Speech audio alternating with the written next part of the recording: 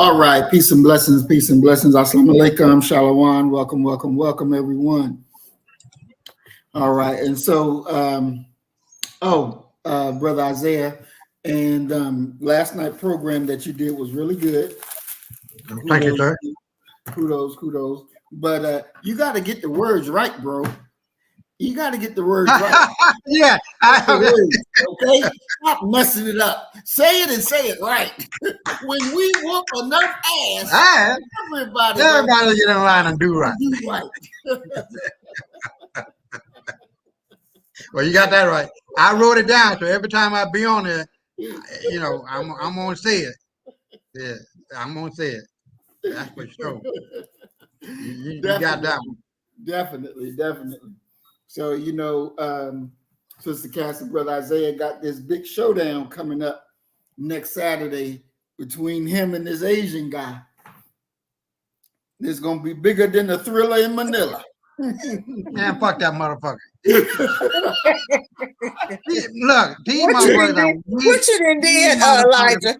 Sister Cassie, this motherfucker think he's smart. He's a smart ass and a well-educated white man fool. But that's it. They don't know nothing. They done snuck all up in the ass of white folks, thinking they all good and smelling it and licking it and doing all this shit. And I ain't trying to be cruel, but you know how we all are. We are all adults. Yes. Right? I'm not gonna be hiding my motherfucking feelings if you come on the show. I'm gonna be politically correct to a point, but after that, I'm gonna get in that ass. You know what I mean? But this motherfucker, in his cohorts, they all said, look, listen, they all said, well, we're the model minority. They got that on Time magazine. Now, motherfucking well, the white supremacist motherfucker are just buttering them up. Exactly. They know that. No, they don't. No, they learned it from white folk, and them white folk and bombed them and everything. No, baby. No. They gone crazy. This young man, I'll be 52. Like, I think we're all in the same age category. They ain't don't know shit. He actually believed, and I proved to him through a geneticist, a Chinese geneticist, the top geneticist in China, telling these motherfuckers that, our parents are black. The people who created the Chinese civilization are black. Genetically speaking, that. It's a fact that you can't argue about that. You can't go off on a tangent about that. You cannot digress from the fact. It is what the fuck it is. You feel me? And the fact, and then the other thing was, and Brother Maurice said it very well. Well, you're giving him an opportunity to say this, that, and that. And look at what you said. No, he can't prepare for the truth because he got to double down, triple down, quadruple down on this shit. Yeah. And that is exactly what they did in order to make it look like, it's the niggas. But when you look at it, 70% of the people in Harvard are white. The best example I was telling Brother Maurice, that George Bush, the most current president, was making C+ averages. If that, it might have been worse. And his ability to get into Yale University wasn't because he's smart. That's a dumb motherfucker.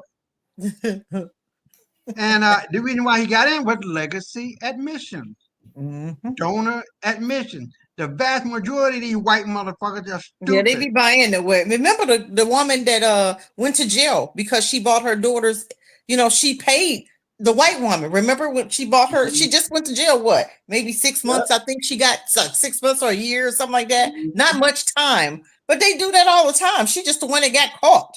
They always do that. That's how money talk. Yeah. And that was an actress, right? Wasn't it? Yeah, she was the actress. Yeah. Yeah, okay, I can't remember what she played on, but I think I can't even remember what she played on because I ain't seen it in so long. But she was an actress. But they all do that. That's all. Their kids aren't smart. They're the dumbest little bastards ever. They pay their way into everything, medical school and everything. People writing their reports. They don't know nothing. So I wouldn't let them operate. I wouldn't let them do. I wouldn't let them touch my dog. Devils don't know nothing. They dumb as nails. Sometimes they be talking and you looking at them like, how did that make sense what you just said? And they only running a company because they white not say so. And they practice. They get into leadership and they're practicing until they get it. But you have to have it when you get there. You can't practice until you get it. You gonna get rolled up in everything else and fired, but they get in there and don't know nothing. Absolutely nothing about the job. Absolutely nothing. I'm white and I say so, and they get paid. Exactly. But all that shit is coming down now, baby. It's coming down, honey. Woo! They're done. They are done. And I told Brother Muhammad, these motherfucking Asians can't come back to us for motherfucking thing. Can't none of them come back if they don't look like us and act like us and think like us. Even us can't come to us if they don't act like us. So if you don't look and act like us, you're not welcome to the table, not to Cassie land. Exactly. But the only reason why he's doing it, excuse me, but the only reason why he's doing it is because he's getting $5,000 per joint that he does. Okay. He's making money. Yeah. But he sold himself out to his, of course, to his own community. Yeah, black folks selling themselves out. Them coons, they done sold themselves out. Steve Harvey, all them, they done sold themselves. Oh yeah, Magic Johnson, they got their money, and now they gonna work. They got to work for crackers. They got to work for them devils. They are too, because they get paid. You know, so we know what it's about. You know, Obama had the nerves to come and try to cuss out black men. I was about to say that. I was about to say, you don't even realize that your legacy. You don't have a legacy. You are a non-important entity. You're not important to black people. He don't even realize that. No, he can't tell us nothing. Nope. Try to yell at black men. You about to go somewhere and sit down. Go see with Michael over there. Oh, before you start, did you see this brother? He's on X. I should have attended to, but he's saying, matter of factly, that the daughters of Obama are not his daughters. Well, you know, the first daughter, they're not talking. She's not talking to them for whatever reason. I've seen a write-up of that. She's not even. She won't have anything to do with them, but they're not telling why. That's that oldest one. Well, this was what, 6 months ago, maybe, that I seen the write-up. Well, I think Michelle is Michael. That's just me. Well, they've been saying that though. They've been saying that. I have never seen a pregnant Michelle. No. But they showed you the family that they thought they came from. Those kids look just like them. Right. They showed a picture of them. So I don't know if they are or not. I don't even care. I just want black folk to wake up to smell the coffee. That when I tell you I'm not going to do anything, don't give her no money. She's already told you she's not doing anything for you. She already told you that. It came out of her mouth, and we still ignore that fact. And we still just going to make you do something for us. We can't make her do anything. Somebody said, well, hold her accountable. Well, okay, tell me, how do we hold her accountable? She already told you she's not going to do anything. Exactly. How do you hold people accountable that's telling you I'm not doing anything for you? That makes no sense to me. Just don't vote for them. How about that? Right. Exactly. All right. So our topic today is why haven't we progressed as we should have? I want to welcome Earthman to the program. Peace and blessings, Earthman. We're glad that you're here with us. So we're gonna start the program out with that question: why haven't we progressed as we should have? But before we answer it, we're gonna look at a video where I believe where we were left off at, and so let's take a look at that real quick.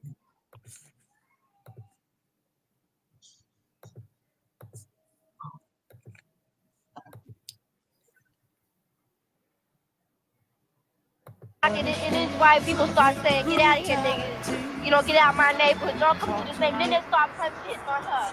Right, Rob? So why? Because we were in their neighborhood. We were in a bike hike to McDonald's. We didn't see the bomb or anything. We saw the parade down on the gas station. So we went down there to see what was happening. All right. I mean, we didn't bother anybody. We weren't looking for trouble. I never even know people around here were like that. I've never experienced anything like this in my life. What happened to you? Nothing happened to me, but this little boy got hit my side. Or little shorty picked up the box, and he was in the front of all these tall punky. But he threw the rock.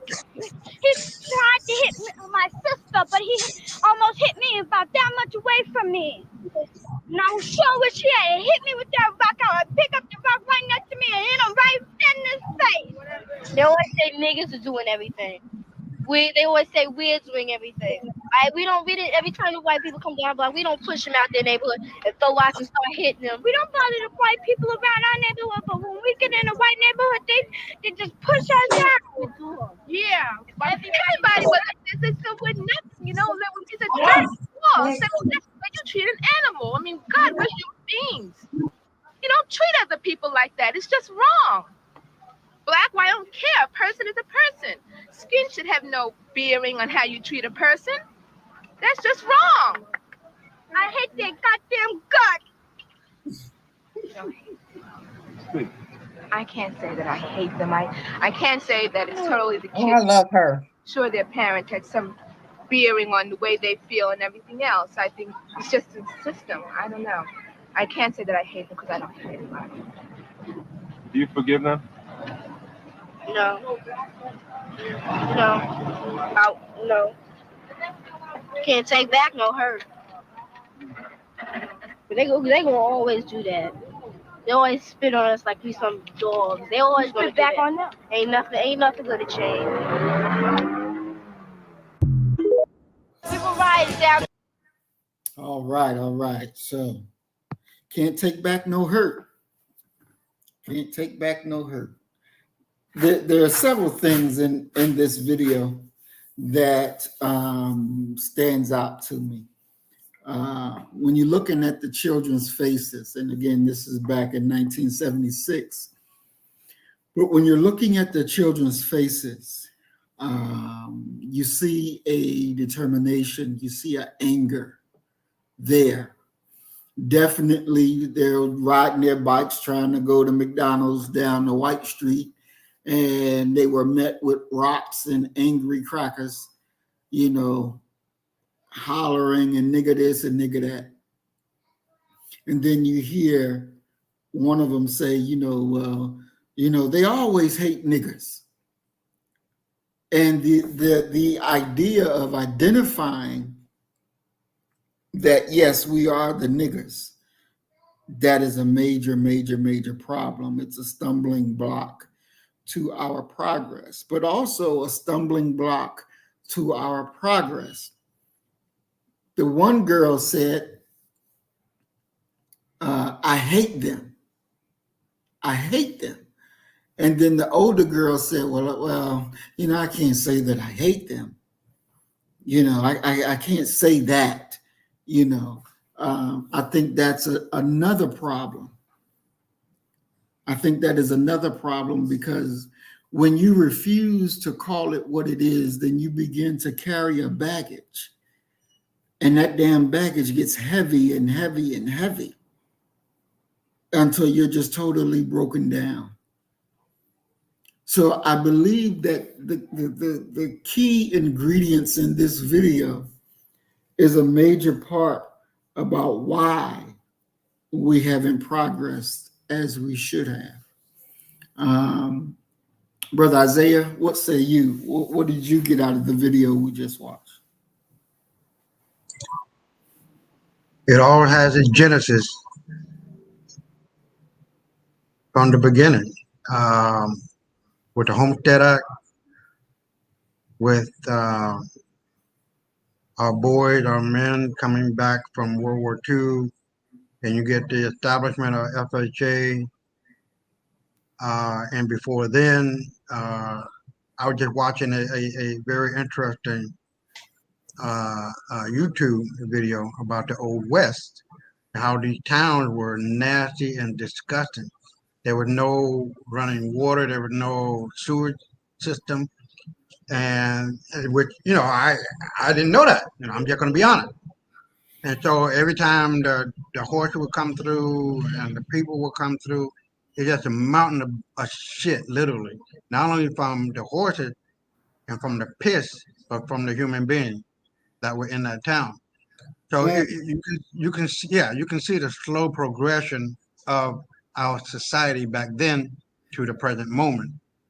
But when you get into Franklin Delano Roosevelt and the establishment of the VA loans and FHA loans and the establishment of Levittown, which is the real estate developer Levitt, allowing racial animus to be the foundation of the primary wealth builder in America, if not the world, and especially in America, that white folk were able to generate generational wealth and be able to take out a loan to pay for school or do this for their kids, you know what I mean, and to start a business, which is what Amazon founder did. Got a $200,000 loan from his parents, Elon Musk, $500,000 from some emerald mine or something like that. But it's always something that, it's always something that allows them to make it look like they got ahead by their own bootstrap, pulling themselves up by their own bootstrap. But we know that's not true. The government, under the auspices and control by the hands of white folk, really put the political nail and the economic nail in the coffin of Black progress, economic progress and political progress. And when you look back through time up until this present moment, you can't help but to see the eradication of our wealth. And it was a hell of a lot more than white folk. And doing in the town of I forget the name of the town, but whatever Black town, they had Black people had damn near every house had a plane, if not two. They had cars that was like, it was so wealthy that it just irritated the demon in white folk. You understand what I'm saying? We have always been good with money. We have always been great with political connections and making those connections because money allows you to do that. We've always had a great neighborhood because we are a family and we understood what was going on in those Black communities then, because education was very important. And there was a study done between 1900 and 1920. I don't know what year particularly, but there was a movie done about that with the guy that one eye looking like it, the Black actor, and I think it was Denzel Washington. I think he was in that movie where you're talking about the progress, educational progress of Black kids. Now, what happened was that the Black kids weren't doing 1 or 2% or 1 or 2 points better than white kids. It was like 30 or 40. We were way ahead of white folks and white kids because they're not smart. They're just not. And what Sister Cassie was talking about is so very true. They put on the air of intelligence. But if you just pull back the curtain, you'll see the little bitch of a man or woman there pretending. And I'm here to tell you, Daddy's home, Mommy's home, and we got that belt out. We just gonna beat that ass. That's all you got it coming. Karma's a bitch. And the sins of the mother and father are always visited upon their children. I'll throw it back at you. Well, but Isaiah, let me ask you this question. Just playing devil's advocate. So the thing that you stated, but what would if they give you the argument that when you look at industries and you see the head of these industries are always white, right? Mm-hmm. And of course, this has been historically the case. How can you then say that they're not smart if they are the ones that are leading industry? Very good question, sir. Very good question, but that's a very easy answer to answer. Due to the fact that the only thing that white folk ever created was the patent office and the trademark office. They stole a lot of our shit. There was a sister who created the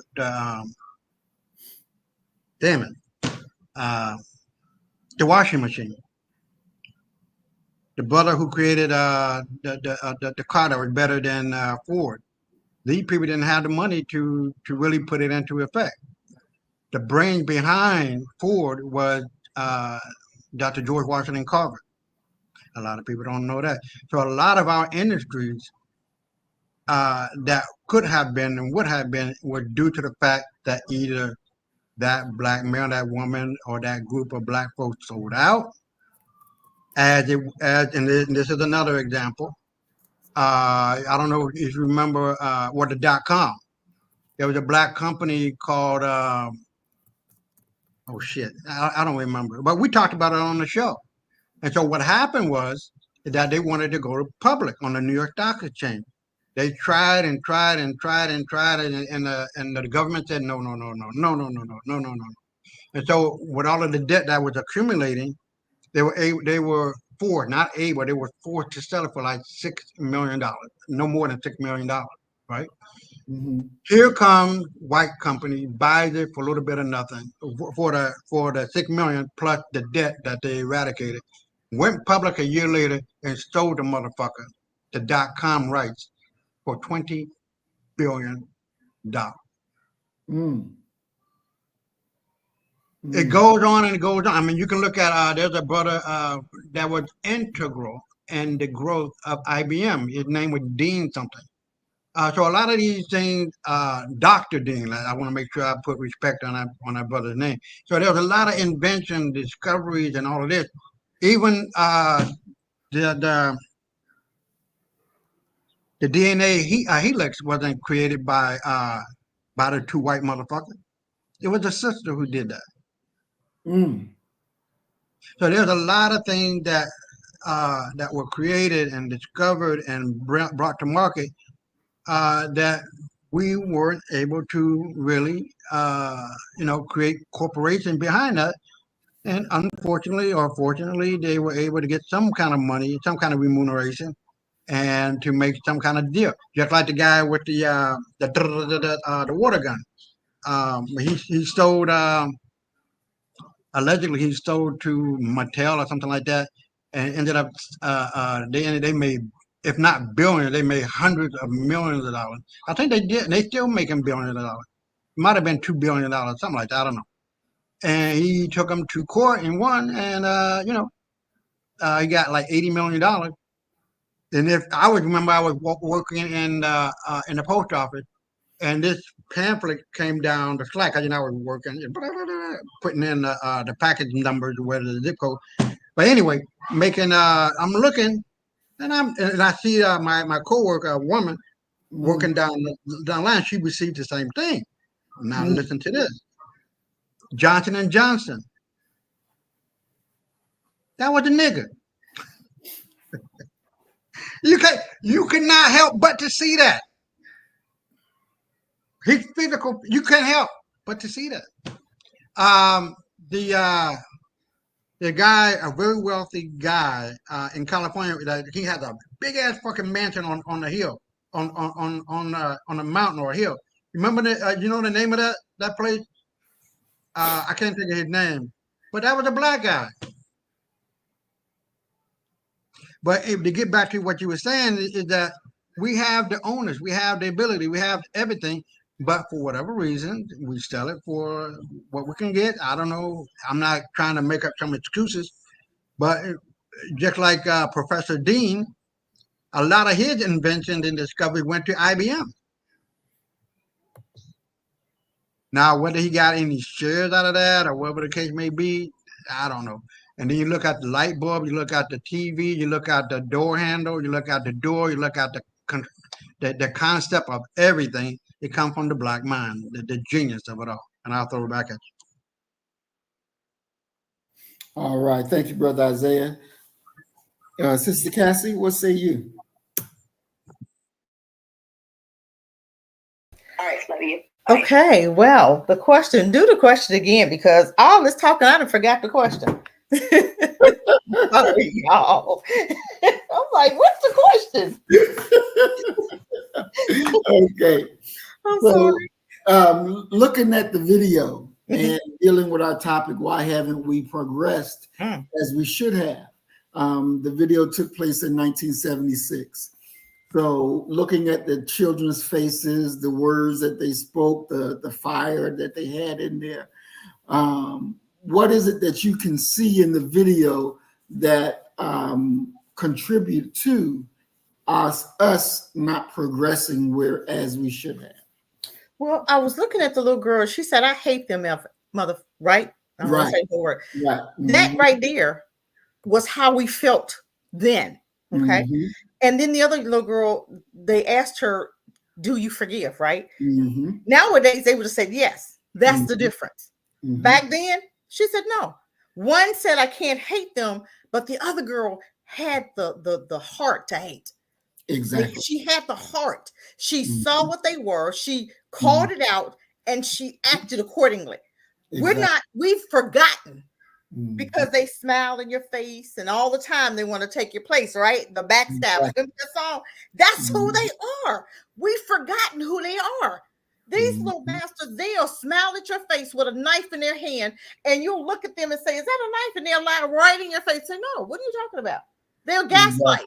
They gaslight all the time.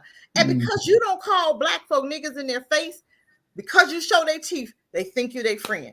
And then you got black folk who will never be allowed to come to Cassie Land, who they use as their pawns. They use them against you. Just like Margaret Sanger said, "Let me get some black faces to represent, to look like them, but I'm going to get them to put abortion clinics, Planned Parenthood in the black community."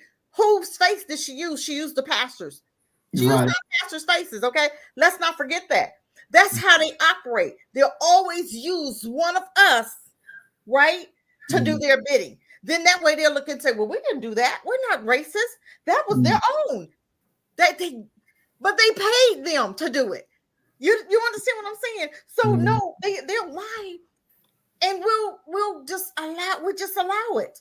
You know, now we're allowing them every day to educate. Here we come back to this education. When you allow somebody to educate you for 60 years, right? That's how long they've been educating our babies, right? And we still don't get it. We still don't understand. We're not looking at these schools and saying, "We can't do this no more." We're not looking and seeing the difference in when we were educating our babies, when black men was in the classrooms, because we had black men. Count on your hand how many black men you see in the classroom. I ain't seen a black man in the classroom since forever. They don't even let black men in there no more because they got this school system set up also, okay? They got white women teaching history. Why white women how they going to teach our history? And they don't teach our history. So we've forgotten. This is sad, though. This is on us. We'll never grow. If you don't separate from them, if you don't separate every entity of your life, education especially. We know the court system. We know they tell you. We know. But what are we doing about it? You don't want to grow. You're scared to separate because them crackers, what they'll say is, "Oh, you're trying to take it back to segregation." Hell yeah. I'm trying to take it back to where it never should have left. Because we done gave y'all time after time after time, opportunity after opportunity after opportunity to get it together, and you still won't act right. So guess what? I'm done. I don't want to have nothing to do with them. Absolutely nothing. And that's what we have to start teaching our children. Those people are still dangerous. Don't even bring them to the damn dinner table, because you won't eat either. We have to get back to that. We have to get back to teaching our babies. These are dangerous people. Don't marry them. Don't have sex with them. Stay away from them as much as possible. But we have to do it ourselves. We have to get in there. Yes, you can use them as a stepping stone to get your resources, but don't stay. Separate. Let's support each other. We can shut this shit down anytime we get ready, black folk. Anytime we get ready. But what we do, we get degrees, we come work with them. And no matter how toxic the environment, what do? We stay. It makes excuses. "Well, I'm going to make my money." But you're going through hell every day. You wake up. Every day you go on their jobs. Every day you have something to do with them. Every day you driving down the street. And then I tell you, when a car pull out in front of me and it's driving toxic and all this stuff, you already know who it is. That's them. They are toxic in every area of their lives. And we allow them to spew that toxicity onto our children by allowing them to be unsupervised around our babies. So guess what? Our babies here is jacked the hell up. They mind screw your baby every day, every single day against their own. Because right now we hate each other. Why? Where'd that come from? Malcolm told you, and we still don't get it. Who told you that your hair was now okay? So when we gonna get it? When we gonna wake up? That's why we're in the place that we're in today, and we'll stay at the damn bottom as long as you keep them crackers over you. Mm-hmm. Every chance you get, you voting for them little bastards. Every chance you get, it's disgusting. It's sickening. Then you say, I'm voting for the lesser two evils. Well, damn, both of them evil. Mm-hmm. How is one devil worse than the other? Tell me that. Exactly. So with that, I'm gonna rest my mic. So, Sister Cassie, let me ask you, as I asked Brother Isaiah, in your case, you talked about separation, but what would you say to those who say, look here, you've had a black president, you've had a black vice president, you've had were they black? Several. So it's two different types of black people. Let me Go finish, ahead. finish the question. Okay. You had several. You had 2 Supreme Court justices, one black male, one black female. You have several black mayors. You have several black House of Representatives. You even got a few black senators now. So you've had black police chiefs. You got now black police officers. You've had black people in every segment of the political sphere. And at the end of the day, black people are behind because black people are just continually wanting welfare. There's no other way to explain how you can have all of that and you still don't have anything. I'm gonna explain to you. You may just, want to be on welfare. What would you say to a person with that type of question? 2 different type of black folk. Okay, 2 different. Let me explain. You got one, like myself and yourself, Brother Isaiah. I don't tolerate white folk. I don't tolerate them. We think different. We see them for who they really are. They're not gonna make us leaders. They wouldn't dare let me be a mayor of a city. They wouldn't dare let you be president because they know that we can't be trusted. They know we'll take this shit and run with it. And we'll shut all of it down. Then you got black folk like Obama, blackface. I told you they have blackface, but they got a white mindset. They know that they're not dangerous. Thomas, you got the Supreme Court, the black lady and the black man, Clarence and Katanji, whatever the hell her name is. They're not black. They married to white folk. So that right there ought to tell you who they rock with. They probably don't even have no black friends. So guess what?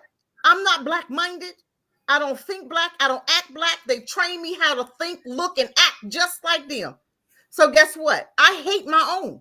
So they know if you hate your own, if we trained you, if we were your mentors, we taught you everything you know. You went to our schools. We made good and dang on sure that you were brainwashed, that you were one of ours, that we was going to use you. We going to pay you, but get out of line. We won't snatch all that.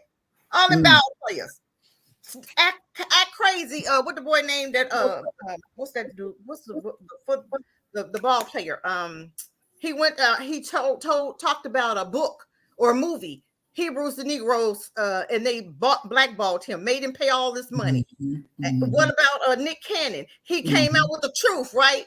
And what happened to him? They spanked that ass, and he got right back in line, didn't he? Oh, master, I'm sorry. He don't wear his little turban no more. He don't talk about who he really is. They spanked him. They took his money, and they said, "Okay, act right. Here it is." You know what I'm saying? So that's what we can say. All those black people, they're not black. They're sold out. They sold their soul for some money. You have Black Caucus, okay? All of them are foreigners. Not one is born here. You had Karen Bass, John Lewis, Elijah Cummings. All of them were what? Civil rights workers, leaders, a part of MLK, right? What happened? They paid them and they shut the hell up. We're going to give you this money, but you better not mention, you better not think, you better not act, you better not even consider giving a black person a bill. You better ignore them, don't even mention them. You see something happen, you sit down, you shut up, and we're going to take all that money from you. And what they do, take that little $3 million a year, they shut the hell up and they turn their head. Police killing your babies, police doing any kind of everything, nothing. Won't even mention it, won't even talk about it. We just had Sonia, right? Was murdered. What happened? Nobody said nothing. Black folk was yelling. The real true black folk was yelling. Some black folks said it was her fault.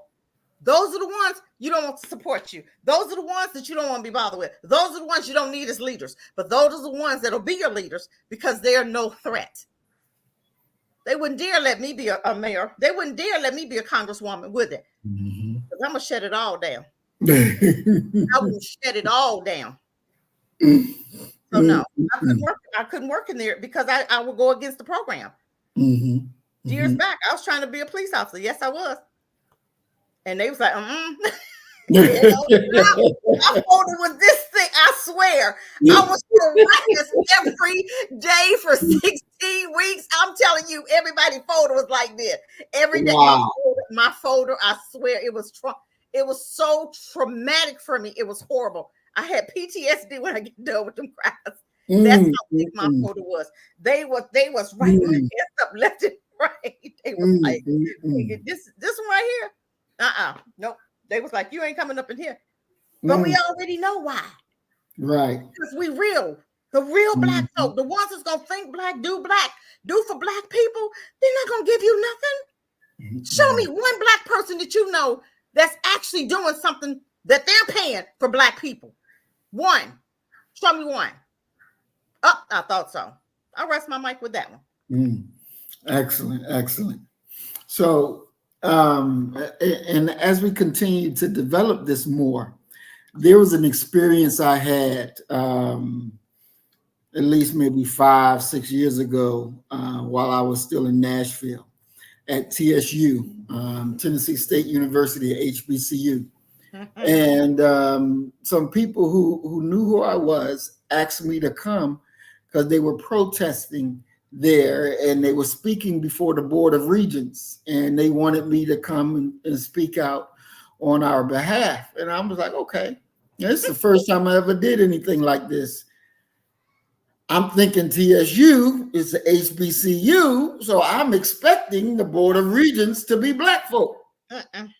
No, it wasn't. I could have told you that. Nope. Those black schools aren't black schools. And so when we get up there, because they were protesting because they were making a white woman the head of the African American course, African study course. They was putting a white woman the head of that department. And so the professors and other blacks didn't like it, so we would go down there to protest. Now I'm standing in there and I'm looking at the Board of Regents and I'm listening to everybody. And while I'm waiting for my turn to get up and speak.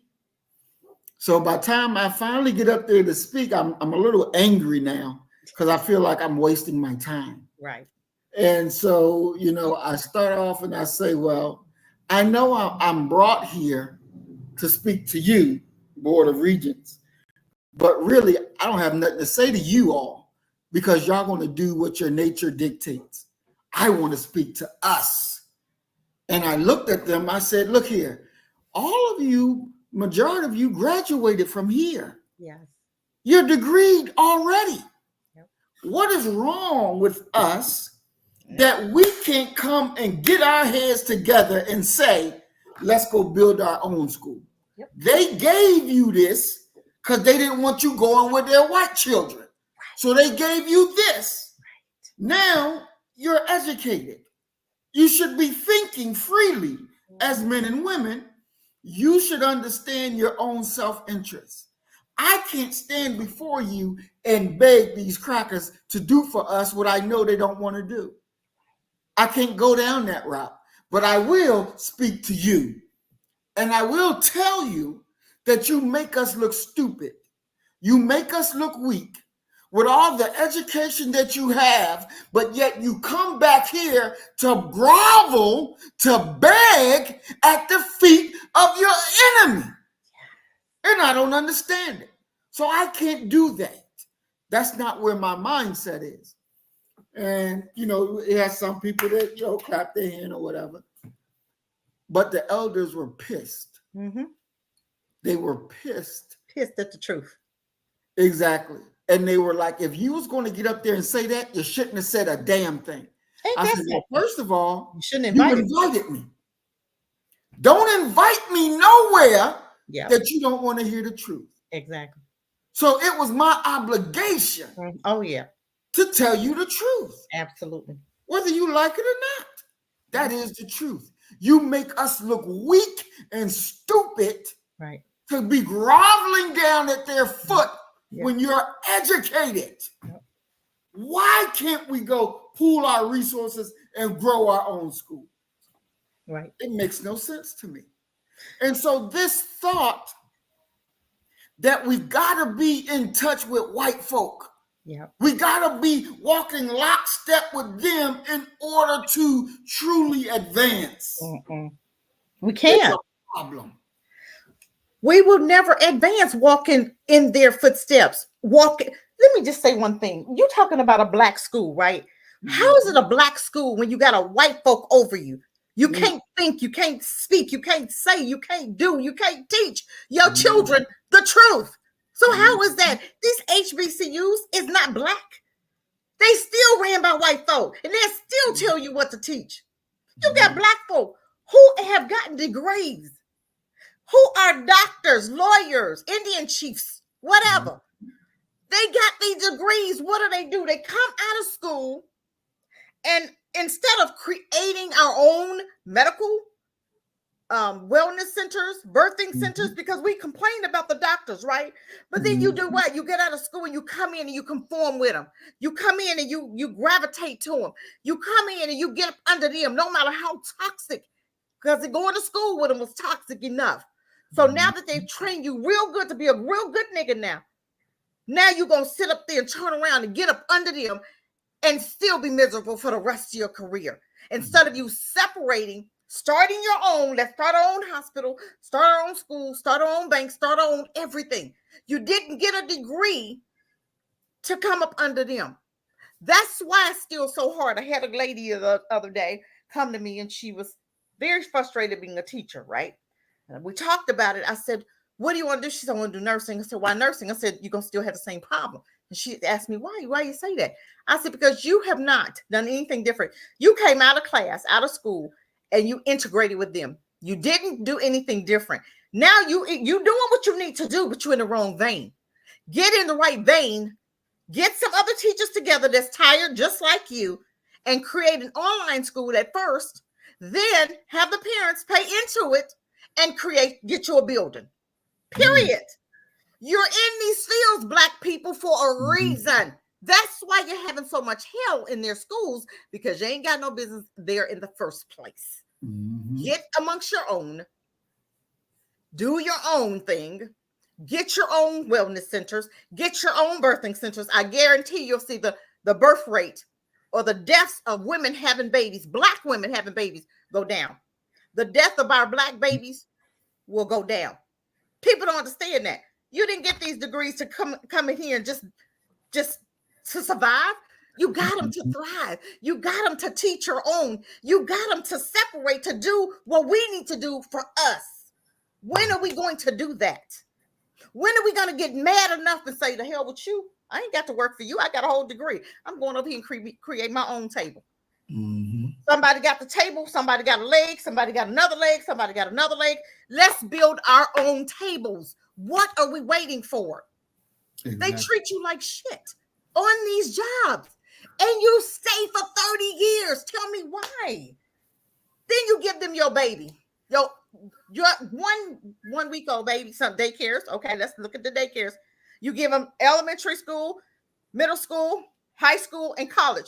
4 types of schoolings. You give your babies to them. For how many years? 20 years. That's a long time. That's a lot of brainwashing. But you see your babies in the beginning, they're fine, right? But you send them into their schools, and instantly, you see the behavior problems. Instantly. Because they're going to tell you what your son, I need you, Willie Lynch, where their mama's at. I need you to either put him on some medication, or I need you to do this, and this for him, because he's not doing what I tell him to do, right? Right. There ain't nothing wrong with my son. My son is fine. Oh, no. We got to brainwash. We got to break that nigga down. We got to recreate his mind. We got to, and he's bucking.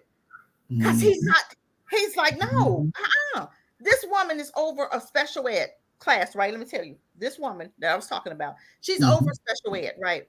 So she has a little boy that comes to her and says, one of these white ladies is targeting him. He's supposed to be in special ed. Why is he in special ed? If this kid know that this woman is targeting him, this is his wording, he's not supposed to be in a special ed class anyway.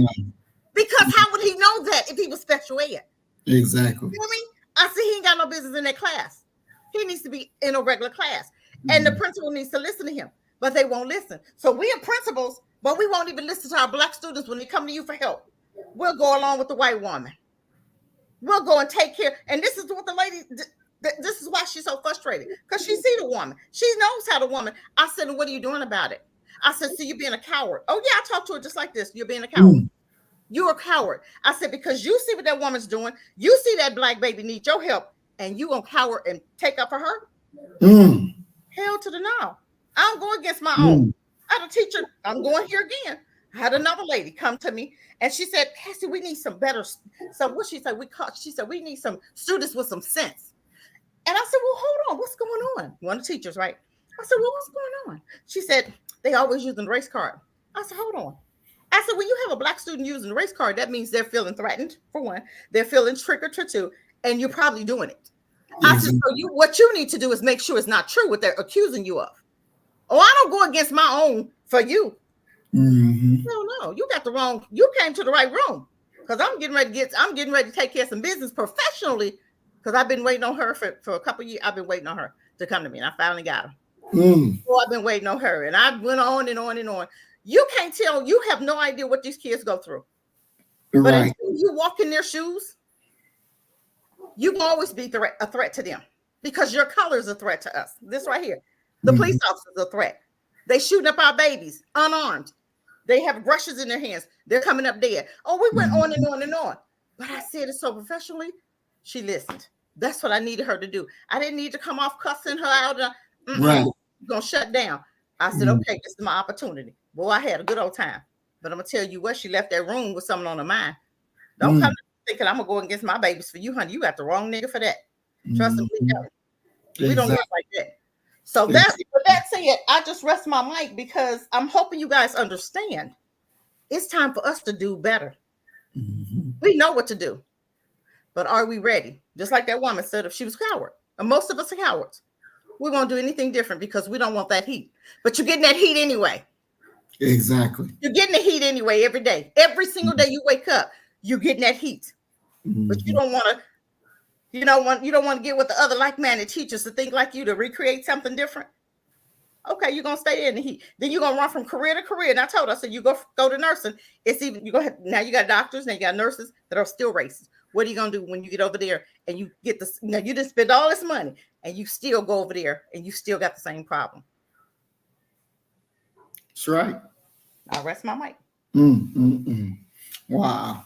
Now, Brother Isaiah, I know we know you're in the DR, but you went to school here in Chicago, right? Yeah. Okay. So when you were in school, what are some of the things? Did you have any black male teachers when you were in school? I went to school in Chicago for the majority of my education.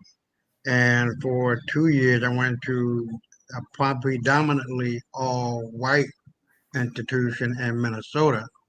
And remember, I was telling that story to you guys too, that, I played hockey and the big guy was bigger than me, and I had to get another one of my hockey friends, white guy, big. He was big to me. I was only in the 5th grade. So he was big to me, and I told him to hold on. The guy that I was fighting with, hold on, stay your ass here. I'll be right back. I come back. And my friend was like, is this him? He held him, but anyway, he held him down, and I beat him up with the hockey stick. But anyway, I never really had a problem with white folks in schools in Chicago. I've had some black teachers. You're talking about,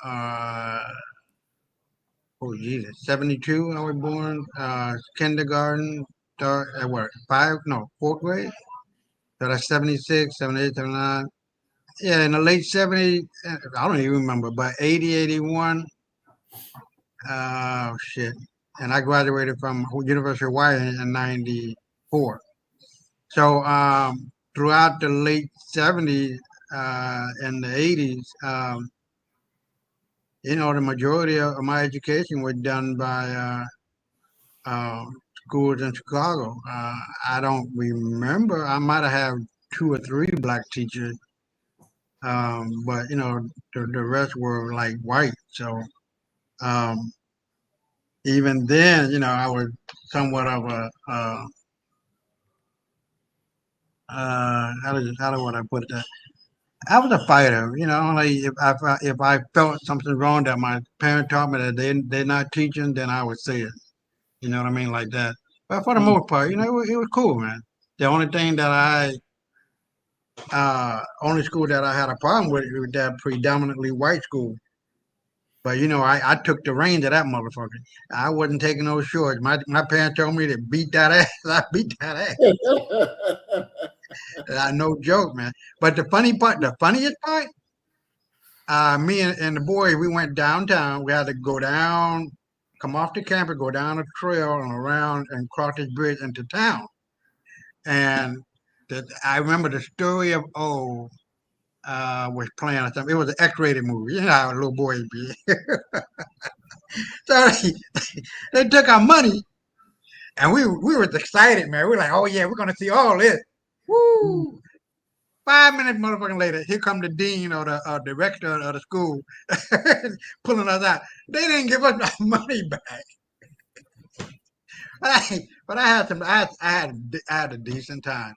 The most horrific time, scary, was the fact that we came across this dead body in the river that you crossed over the little bridge.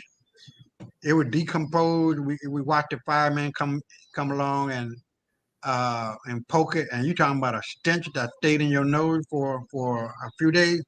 That was rough. That was rough. I mean, I never seen a dead body before. But you know, but outside of that, man, I had a nice time. We went school trips to different states, and because I only got about 12 or 13 states to see in America. So I had a nice time. You know, there were some people who test you and do all that, but only a person will only do what you allow them to do. I didn't allow them to do that shit and do anything really. And the only real white boy that gave me a problem was this other fifth grader. He thought he was better than everybody else, and he had his own room because each room had a bunk bed for two students. So he had his father was a dentist. You know, I guess he was rich. I don't know. But he called me a nigger one day, and we were all outside. We got in some kind of argument. I don't know. I don't even remember. He called me a nigger, man. I put my foot in that door. I pushed that bitch open and hit him in his eye. But outside of that, man, we had fun, man. Or at least I had fun. You know, I couldn't complain. That was a nice time. That was a nice time. Wow. All right. You know, Sister Cassie, and listening to Brother Isaiah, a thought came to my mind as he was talking, because it is said that an oppressor can only oppress you to the limits that you allow.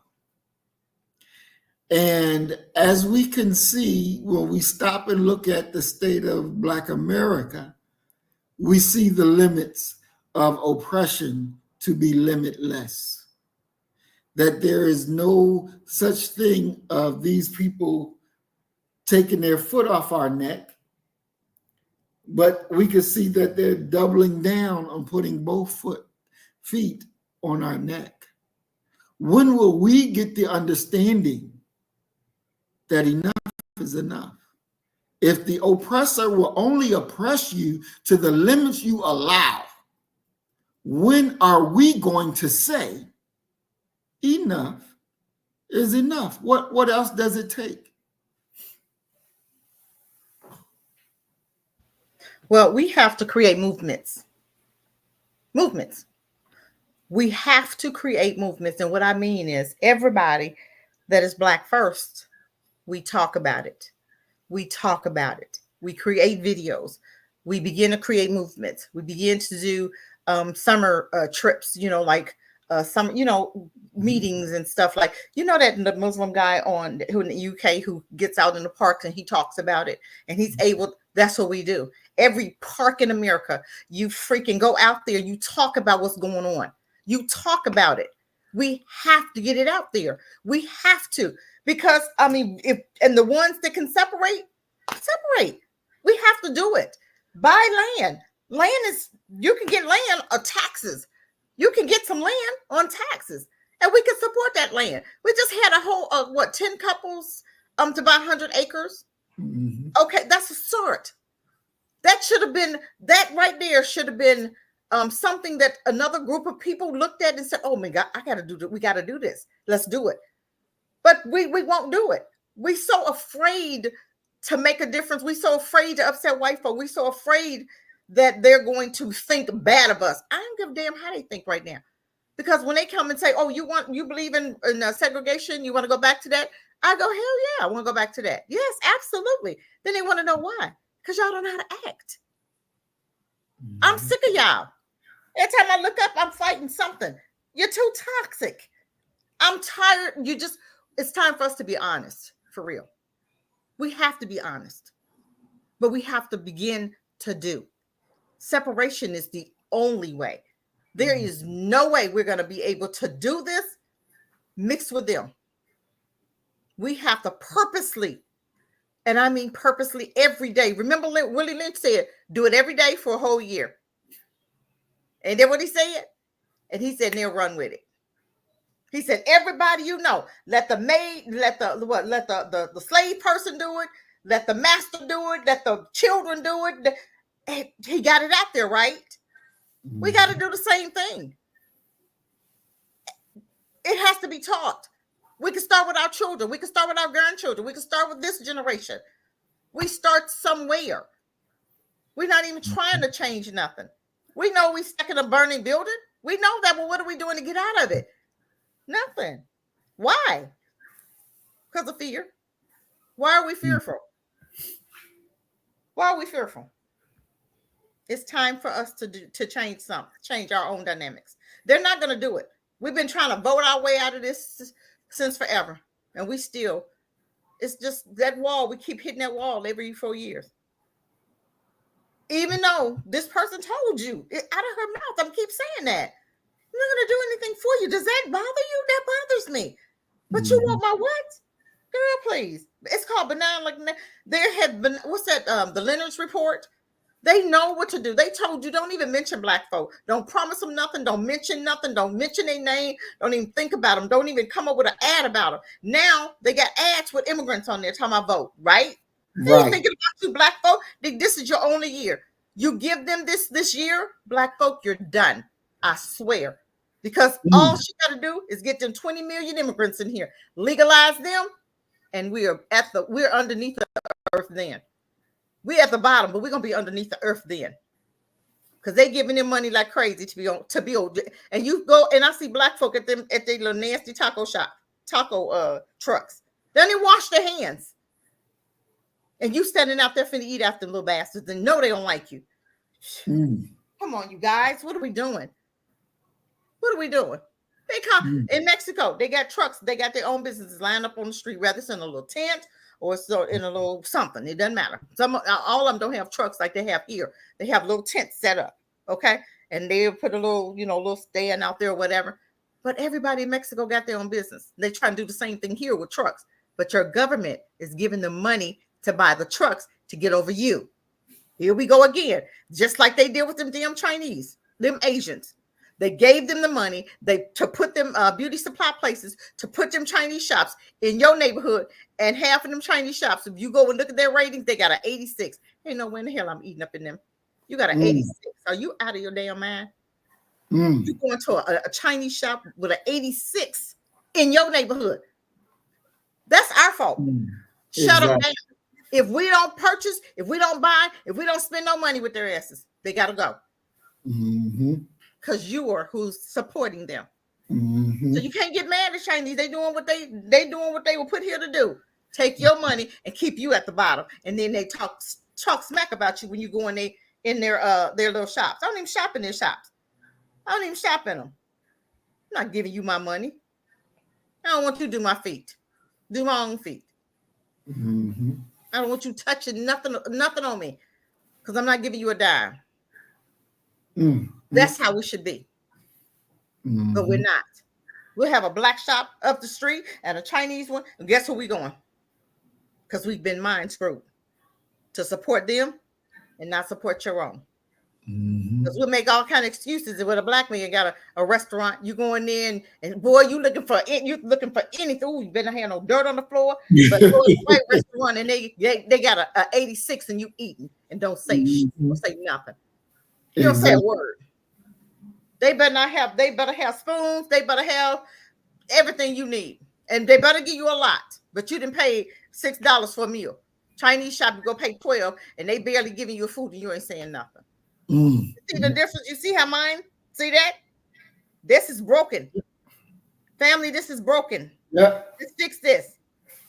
We need some clinics to what's that movie that we had, Maurice? About the black guy, you sent him over there and they had they put him in like a boot camp to get this right. I forget the movie. We sent it to you. I forget the movie. Yeah, we did. Yeah, we need one of them in real life. Mm-hmm. We need equalizer in real life. I'm just saying. We got to do something. Mm-hmm. Exactly. All right. So we're going to watch this next clip and come back and talk about it.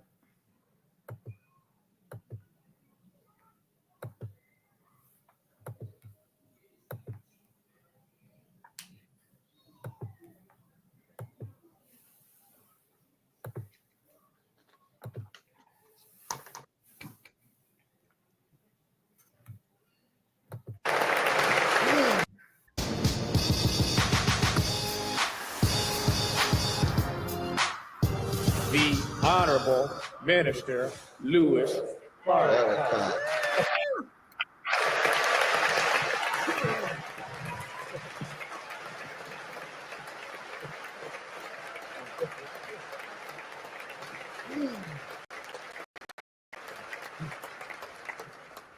Time is what really dictates agenda. If you don't know what time it is, you might be doing the right thing at the wrong time and get not the right results. The question that we have to ascertain is, where are we? Not in this time, but in God's time. There is a spiritual dimension to this problem. Yes. And that we have to consider. Are we working against what God wants? Or are we working in harmony with what God wants for a people that this book delineates clearly that something is wrong?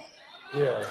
Wrong with the government in which we live, wrong with the leaders that lead us, wrong with us in the way we respond to our enemy and each other. This nation is not about poor people, whether they're black, brown, red, yellow, or white. This nation is about rich people, privileged people, powerful people, and to hell with the weak, the poor. They must serve. Now, Harry Belafonte said a few weeks before Martin Luther King was assassinated, they were meeting to talk about the march in Memphis. He went over to his brother, and according to his words, he said, "Martin, you seem melancholy. What's troubling you?" And Dr. King said, "I fear that I am integrating my people into a burning house."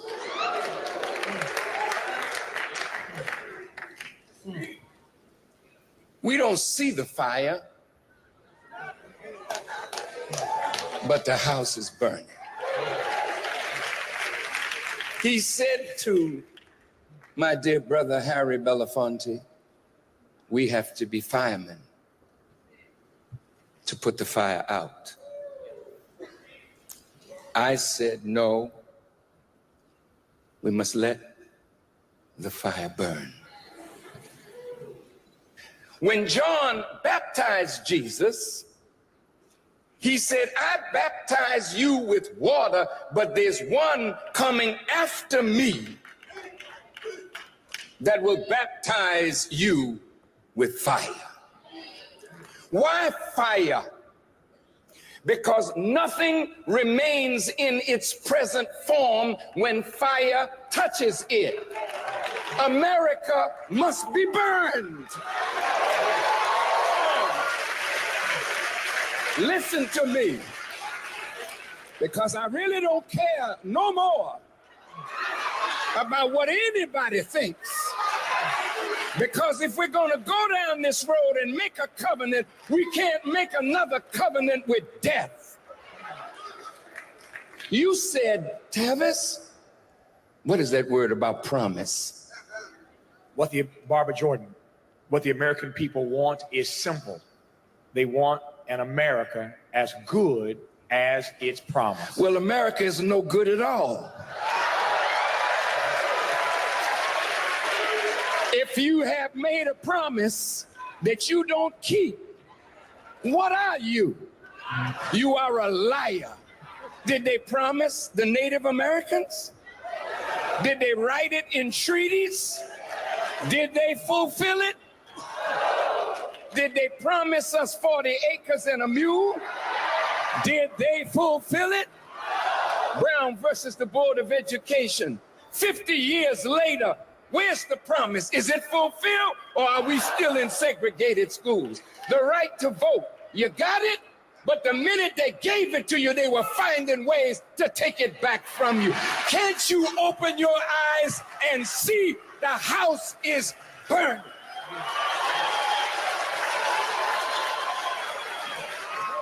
We are dying every day, and we're in a hell of a condition because we've made a covenant with a government that is death itself, with a people that have lied to us, deceived us, and murdered us, and rubs us good on one side and kicks us in the behind on the other. You are a deceived people. If you don't have the testicular fortitude to say what needs to be said, then sit down and stop trying to say you speak for our people and the hurt of the poor. Now I close. Excuse me. I think I'm getting excited.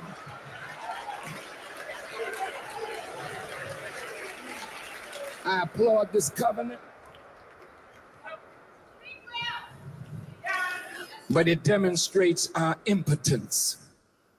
Because in many of the chapters, it keeps going back to not only what we do, but really, we start looking to the same liar that has continued to promise but never fulfill. And that's why God said, if my people,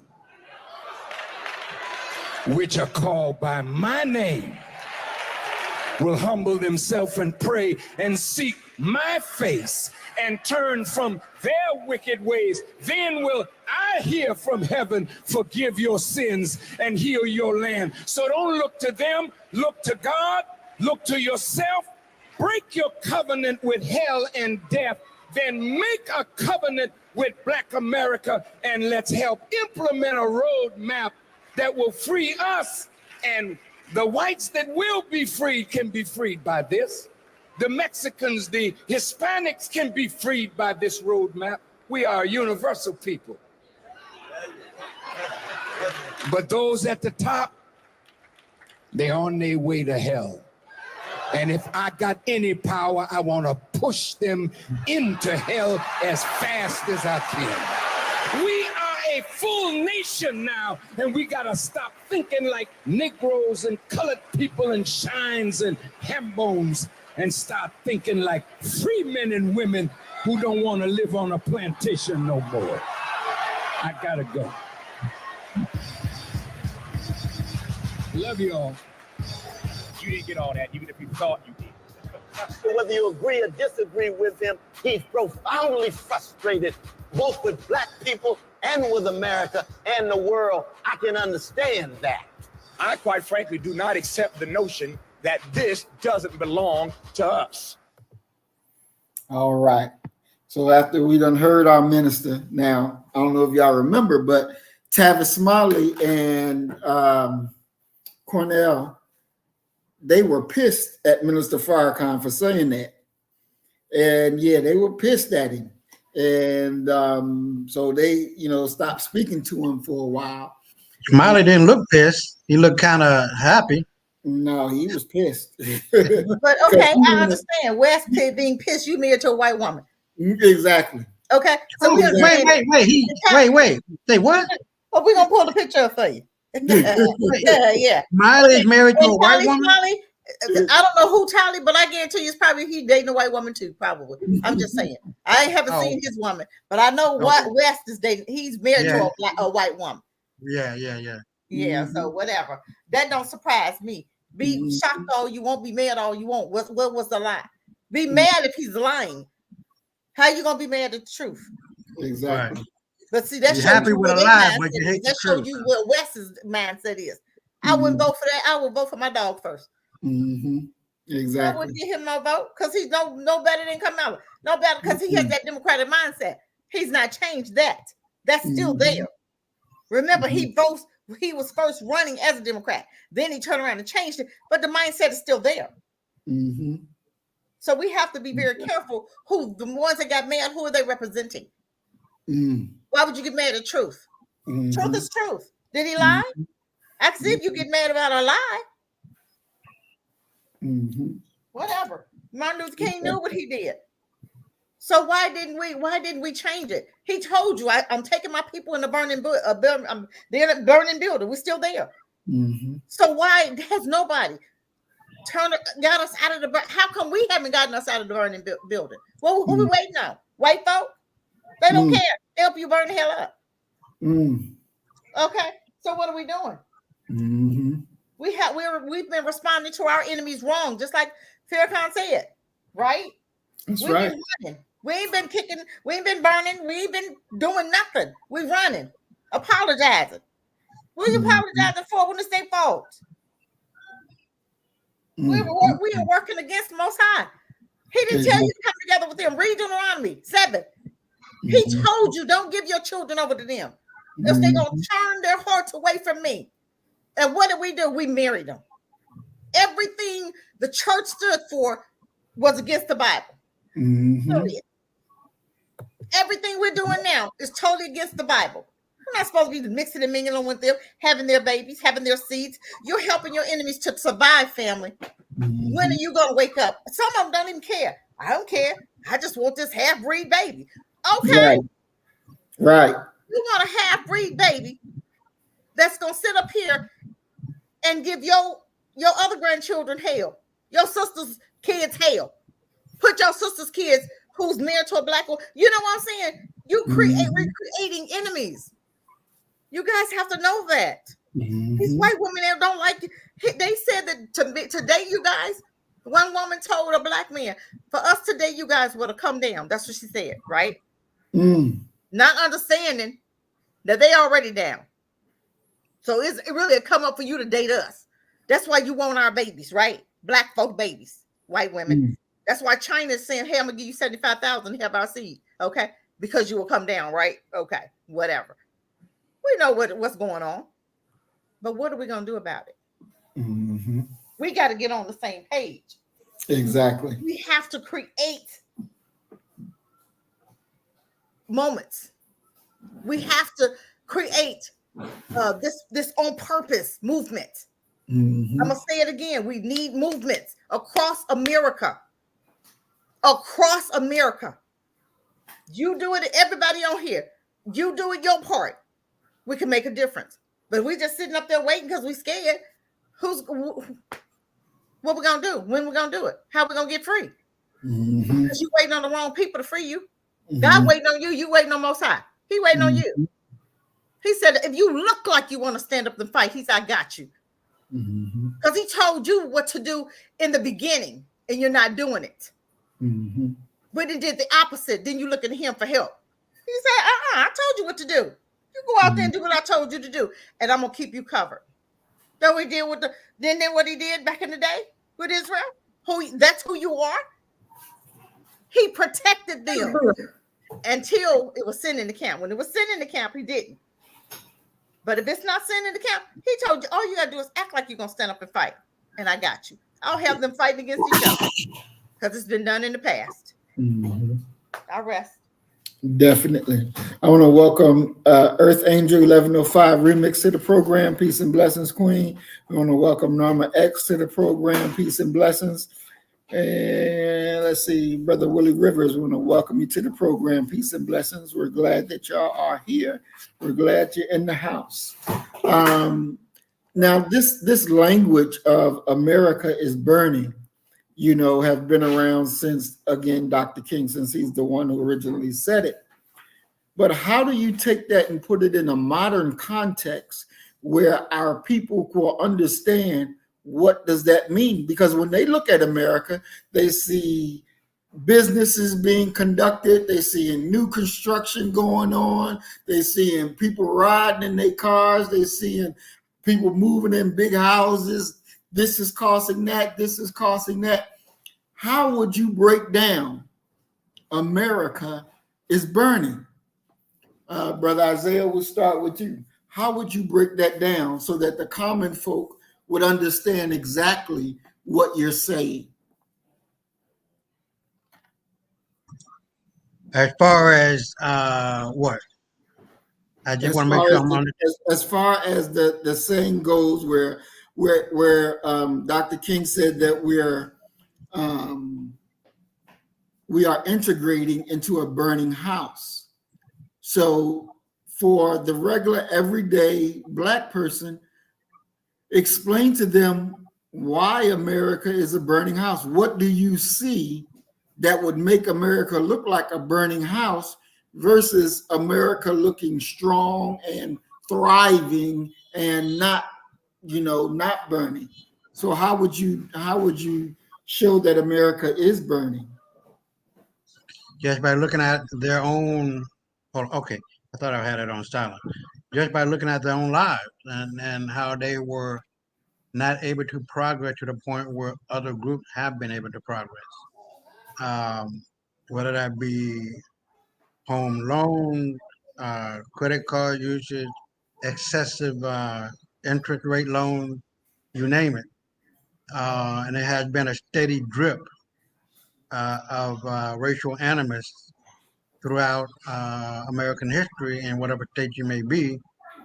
That is a police state that does not allow you to do what you want to do versus what white people do. And with the fact that our lives have been so, I don't want to say decimated, but so controlled to the point where, you don't know whether to shit or go blind, to be honest with you. And that is so matter of fact that the sickness, the mental debilitating ways in which white people act in regard to the main minority in America, when I see those Black folks and then Asians and others, you can't help but to see, if you are following what America and the world is running on, karma, that somebody got to pay that price. And that price has to be white folk in regard to all the ills of our society and never addressing those ills, not only in their community, but trying to put it off on our community, knowing fully well it is them. And with that being said, I don't see how anyone cannot see it.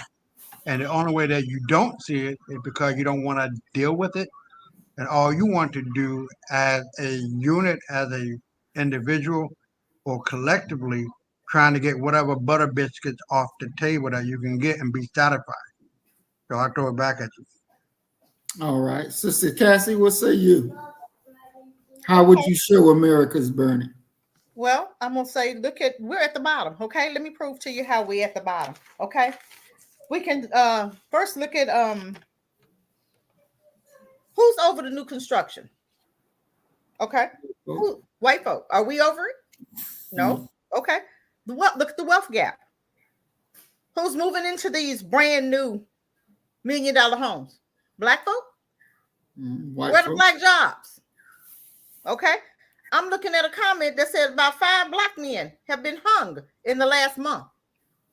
Okay. We ain't committing suicide like that. I don't care what you say. Do we get the same opportunities that everybody else? Okay. What about our babies in their schools? Are they being treated fair? What about you on your job? Are we being promoted? I'm going to come back to these black jobs. They're not hiring black folk. This is your opportunity right now to create your own opportunities. If you don't, you're in trouble. Let Kamala get her behind up in that office. Let her get up in there. Them 20 million immigrants gonna hurt black folk. Some people say, how they gonna hurt? You're gonna find out. Put her in there. Vote for lesser two evils and put the wrong one in there. You about to find out. All you gotta do is look and be honest with yourself. Turn on TV, look at the news. We in trouble. We're in trouble. Now press. Well, Sister Cassie, they could say, well, those statistics, those things that you talk about deal with America and doesn't really show that that they deal with black folk and don't really show that America is burning. It doesn't really show that America is in some devastating condition that it can't sustain itself. Then they're lying to themselves. They're lying to themselves. I don't understand how you can't see it. It's look around you. You act like we're not working like we used to. They just told you the unemployment rate was what? We're like half. It's tripled. So all of these statistics and all of this stuff that Kamala them said, we've what they said we were we've cut the unemployment rate. She's everything that they say they lie. Every time they open their mouth, she's a big old liar. Every time she opens her mouth, double check her facts. She said the unemployment rate was fine. They created jobs. Who? Mexicans? Immigrants? Do your research, people. Look at the unemployment rate. That's one way to tell right there. You hear the reports of how they treat our children every day. On the news, you see who else is being hung but black people. So you're going to sit up here and tell me America's not on fire? We on fire. We're on fire. America going to play the game until it's done. Because they want to make you think it's okay. Look at the weather. Didn't Phil Collins tell us, look at the weather? He said, look at the weather. Mm-hmm. That stuff that's not normal. What you see is not normal. And we're not done seeing it. Mm-hmm. So we want to walk around and keep pretending? B1 people see it, don't you? But some people will never be able to convince ever. So the ones that know better, we do better. The ones that want to be blind, when we close the ship like Noah did, they knocking on the outside, we're going to let their asses knock. Because you want to be out there. You want it to be out there. Now be out there. Because you're no good for us in here. I'll rest. So, because the minister said that you are a deceived people. And Earth Angel says the same thing, that we have been sent a strong delusion. And I believe that is part of the thing. Like if we just go back to the children video, and you talked about it, you touched on it, where the little girl said, "I hate them." The big girl said, "Well, I can't say that. I can't say that I hate them." She's delusional. She's deceived. Right. The big girl is, because she really thinks that they are human. Yeah. They think that they are people like we are. Now, I think it was Norma X who said something to the effect, yeah, here we go. They see regular people as insects, not even animals, more like insects. So the delusion that you're dealing with human beings. And another little girl in the video said, you know, they treat us worse than animals. Uh-huh. So what has to be done to remove the illusion that's covering the eyes of our people, that they don't see what's right there in front of them as the reality? Well, some people will never see. Some people ain't gonna never see, because we talk about it all the time. But then you have other people that's living in the delusion, who's getting paid to speak lies. You have to be able to discern the lies, and if you can't discern the lies, it's all around you. Why some can see it and others can't? That means you ain't meant to see it. B1 see it. We looking right at it. The little girl seen it. You saw the difference. There's two type of black people, right? Right, exactly. She saw it. A little baby. But she had a teenager who said, oh, I can't hate them. See, because they already got to her mind. So that's why we have to take the babies away. Take our babies away from them. These old folk, some gonna be lost. We're gonna get off. But we can save our babies. And we have to start with babies. And we have to revamp this whole thing. Because some people, you'll never get them. They're gonna see what's right here. And they're gonna lie and say, oh, she's black. She never said she was black. She told you she was Indian. But you want to make her black. Okay? It's right there in your face. B1 see it. Those are the ones that we care about. Let's go, B1. Let's do what we need to do. Them other folk, we're gonna let them knock when the door is shut. Because they're gonna miss the opportunity. And we can't save them. They're done. All right. Let me let me remember we were talking about the dots, and that we were trying to make sense of all these dots that's on the paper, and that for decades, for centuries, not centuries, but whatever, for a very long time, we were trying to make sense of why, how. And the idea is that we never had the numbers that would allow us to see the picture of all of these dots that's on the paper. But we got the dots now. And I want to go through them, not all of them, but the major ones. I'm just going to go down the list. And it's called the settler colonial state game. Right? This is what white folks do.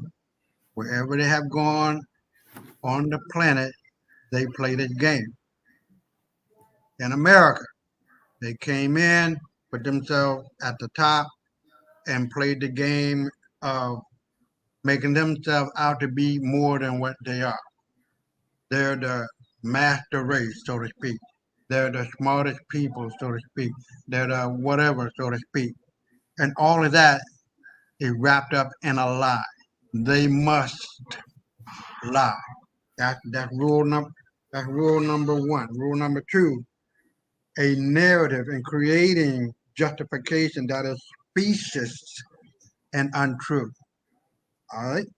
Number three, there's no Palestinian state or identity, that the land is largely vacant. Wherever they went, that was the so-called running game or the play that they use. Whether it's Palestine, whether it's South Africa, whether it's, you name it, India, you name it, right? The demonization of the indigenous inhabitants. Number 5, I think that whatever. Number 6, because I put number 1 being the settler colonial state. So let's just follow it as I go. Number 6, they are seen as subhuman. Now they know motherfucking well they. Are you following me? This is the game that they fucking play. It's not real.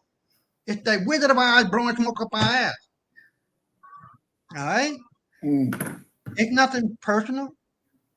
If you fucking stupid enough to follow this shit and swallow the pill, and stay asleep or take the pill of our ancestors and wake the fuck up, you'll be able to see what is really going on. Number 7, we have to feel less than the colonists and the settlers out of colonies. Number 9, try all types of subterfuges to make your deceit as a colonist, projecting that they are superior. Number 10, violence is always a part of it. Water hoses, lynching, you name it. All right. Number 11, at the beginning, you are friendly. You try to buy the land. Number 12, mollify the indigenous sector to work as collaborators. We've seen that. We've seen black folks trying to get along to go along, getting whatever motherfucking biscuits that they can get. That's the trick bag. All right. Number 30, the Oslo Accord or whatever agreement that, and we were talking about the Palestinians, but I'm saying whatever accord or agreement that can be made where there's seemingly to be peace, you know, motherfucking world, they don't want peace, they want to kill you. Number 14, when all less intrusive ways fail, violence becomes the preferred norm, means, and ways, in escalating ways. They just don't wipe out everybody at one point. That's going to be kind of obvious. Then you got to kill them. Just as Captain Cook of Hawaii, the native population of Hawaii eventually killed them because they know these white motherfuckers don't mean shit. All right. Number 15, this leads to full-blown genocide and ethnic cleansing. We've seen that in America with the Indians. We've seen that in Australia. We've seen that in South Africa and throughout the continent and throughout the world, wherever these motherfuckers put their foot down. Number 16, naked force or violence. The language of death speaks to the conquered population. You get so petrified that you don't know what to do. Motherfucking kill them. What the fuck you mean you don't know what to do? Kill them! They out there killing your motherfucking ass.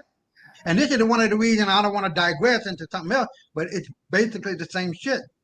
Hezbollah and all the Middle Eastern people who are going against Israel, they're talking about they want a motherfucking ceasefire. Motherfucker, no. Why are you not killing these motherfuckers and decimating the hospitals, the schools, the homes, the buildings, the downtown area? Kill all the motherfuckers. Kill them. They're killing you. Why are you being so motherfucking nice? Because I don't know. I don't want to make any assumptions, but if I'm going to make an assumption, it's because they want to have limited escalation. Man, fuck you. That Israel, these white motherfuckers, they're not playing by no goddamn war game, by the rules of war.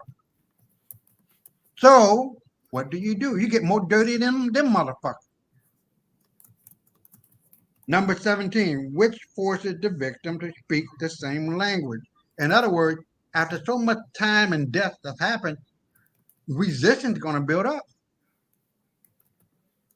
Number 18, the primary intent is to kill or cleanse historically the conquered people. You wipe out everything. We don't even remember who we were.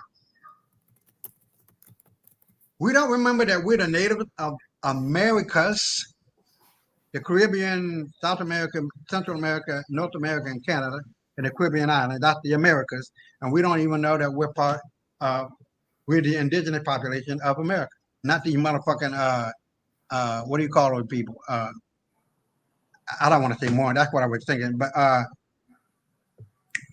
they call themselves to be Native American, but does not. They're from Mongolia. All right. Number 18. The primary intent is to kill or cleanse. Okay, I just said that. Number 19.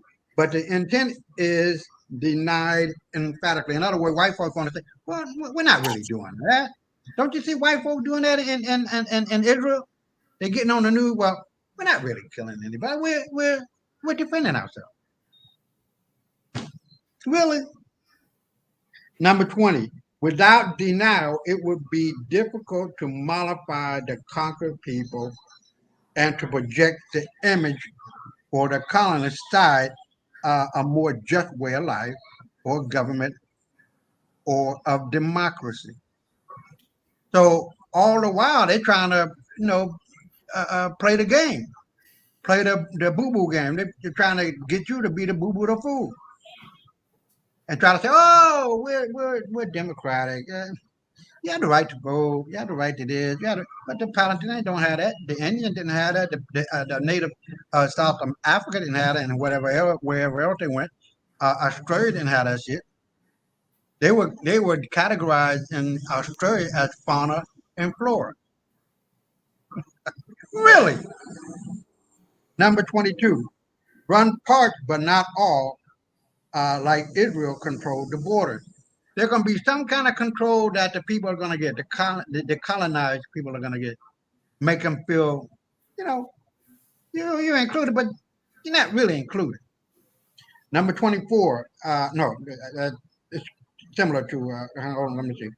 The colonists will kill all dissenting parties or place them in jail. Now, we're seeing that throughout Israel right now. We're seeing that in America. If you speak up and you speak out, and we're just speaking about that, you get to shut the fuck up, or be quiet or get killed. Right, Sister Kathy? You feel me? You see how this shit going? Okay. 25. Use the lobbying group to influence political dissension when the real goal is Israel or white folks, wherever they may be, is no two-state solution, but one-state Israel. In other words, just white folks. Kill all the niggas is what all these points are coming to. And you begin to see the big fucking picture. Kill all niggas. And the main people who are going to be left behind are white folks. Number 26, use and create propaganda. And I'm going to skip. I'm going to read it a little bit. Hold on.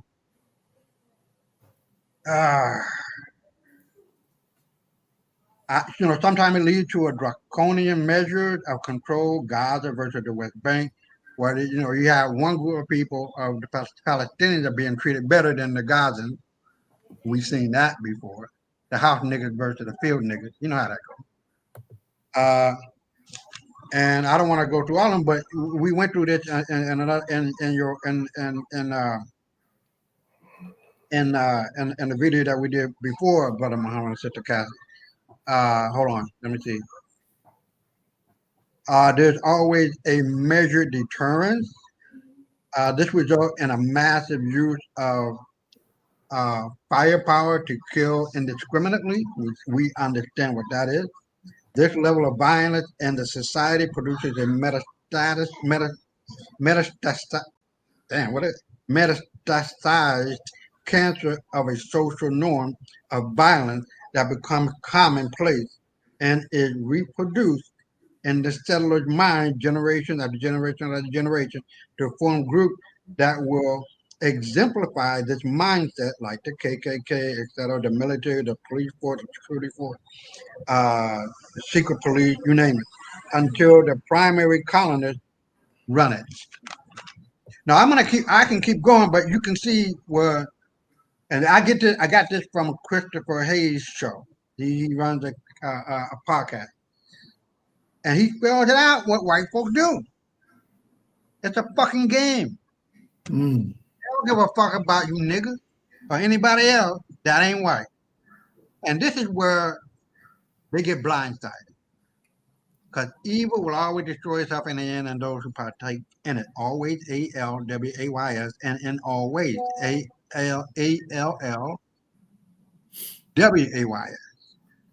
So there is absolutely no doubt in my mind that the universe is cleansing itself right now. It's just the stench of all this fucking bullshit that white folks have done, as they did in Egypt, as they did in Greece and Rome, as they're doing now. Because we civilized and killed these motherfuckers and got them out of there. That we are just sick and tired of this shit. And this is the last time. There will be no more white folks. Gaddafi said, if you kill me, you'll be opening the door to all of hell for all of eternity. And look at what is happening. All these brown skinned folks are all swelling up into Europe and are killing and beating the shit out of white folks. I rest my case. I'll throw it back at you. All right. Thank you, Brother Isaiah. I'm going to share this picture and when y'all look at this picture, tell me what comes to your mind.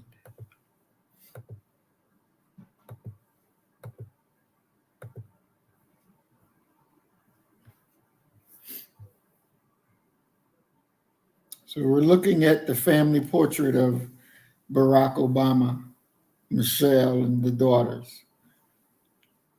What comes to your mind, Sister Cassie? Traitor that needs to be demolished. Trash that needs to be taken out. Because we know how he's been.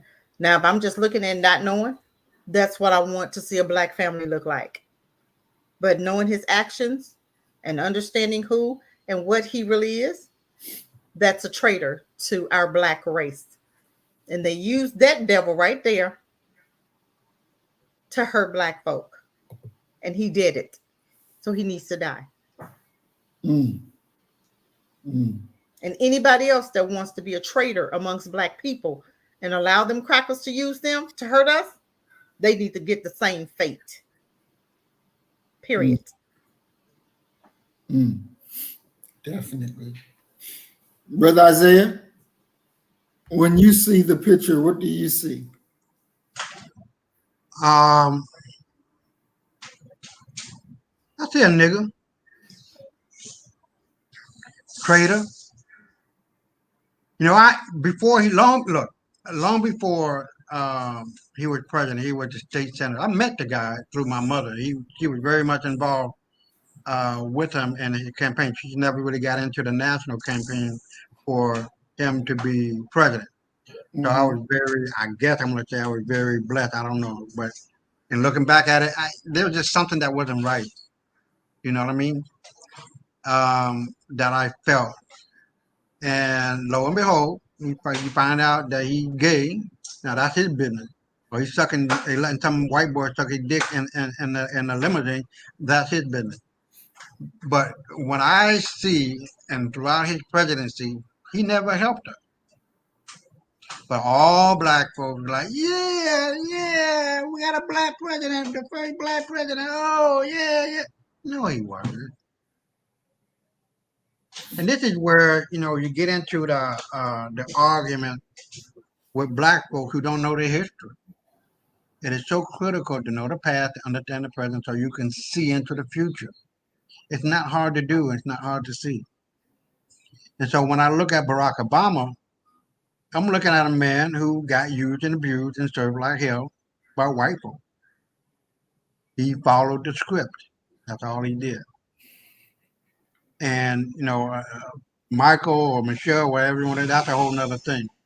The kids not looking like him and there's no other thing. I'm talking about him as a man. He's not a man. He's not a Black man. He's not a Black first man. He's nothing. And it is showing itself as to what he is and how he is and why he is. He was just and still is a puppet of the elite class. And I'll throw it back at you. Interesting. So when y'all look at this picture, Sis Cassie, what do you see when you look at this one? Trojan horse. It's a Trojan horse. I still see trash, a treasonous. That's treasonous behavior. We have to be careful who we shake hands with. We have to recognize the enemy, whether they look like us or not. And how do we do that? We watch your actions. You listen very carefully what comes out of their mouths, because they're going to always tell you who they are, and they're going to show you. Don't watch the smile, Because that's how they all get us, with that smile. Hey, brother.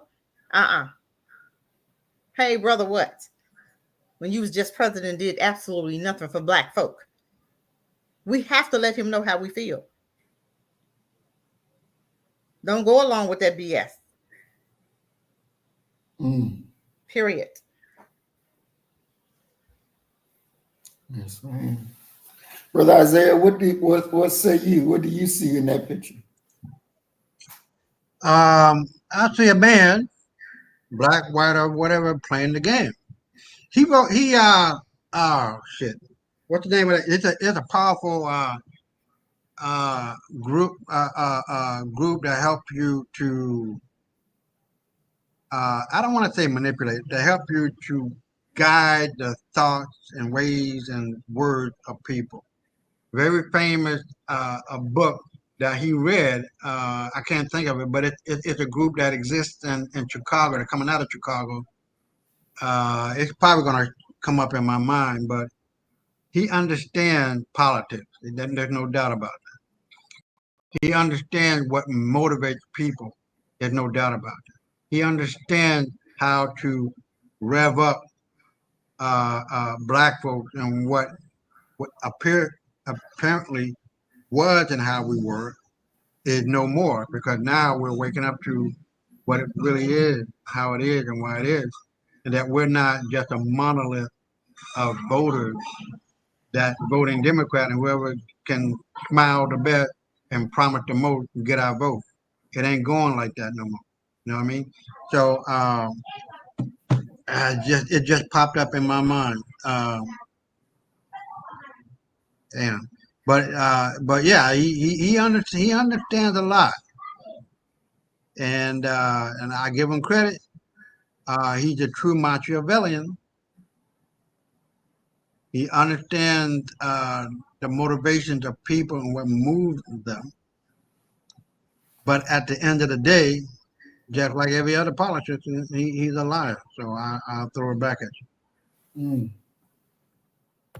All right, last picture. Sister Cassie.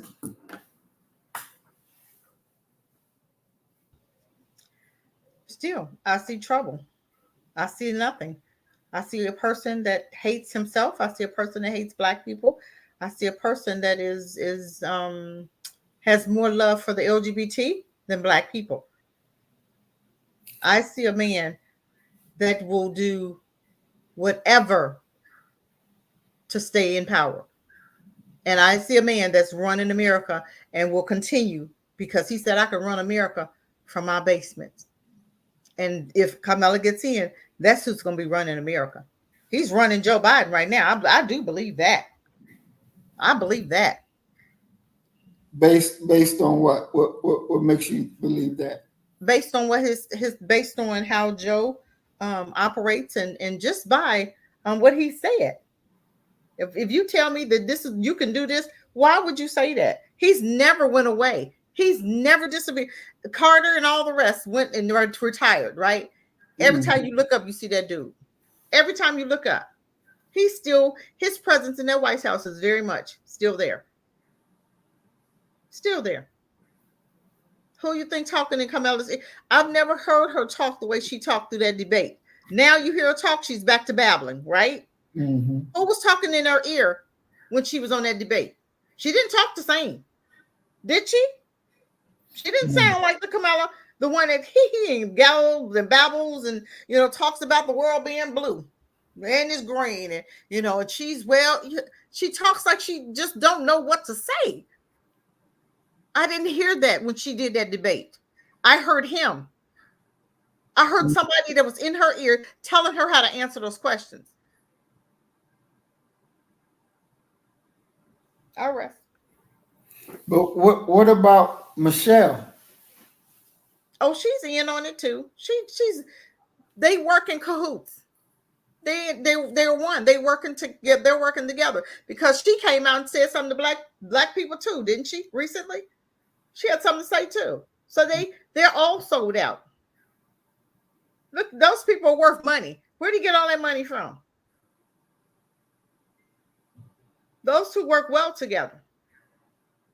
And when she can't, when he can't, she can. When she can, he can't. They go back, but it's back and forth because you see one, you see the other. And both of them have sold out. They don't care nothing about black people. We had the most killing when he was president. That's when Michael Brown, Trayvon Martin, remember that case with Trayvon Martin? He could have said something he didn't. I would never trust him for nothing. I ain't voted since, and I won't ever. Because I thought he was going to, but he showed us the first time he wasn't going to do nothing.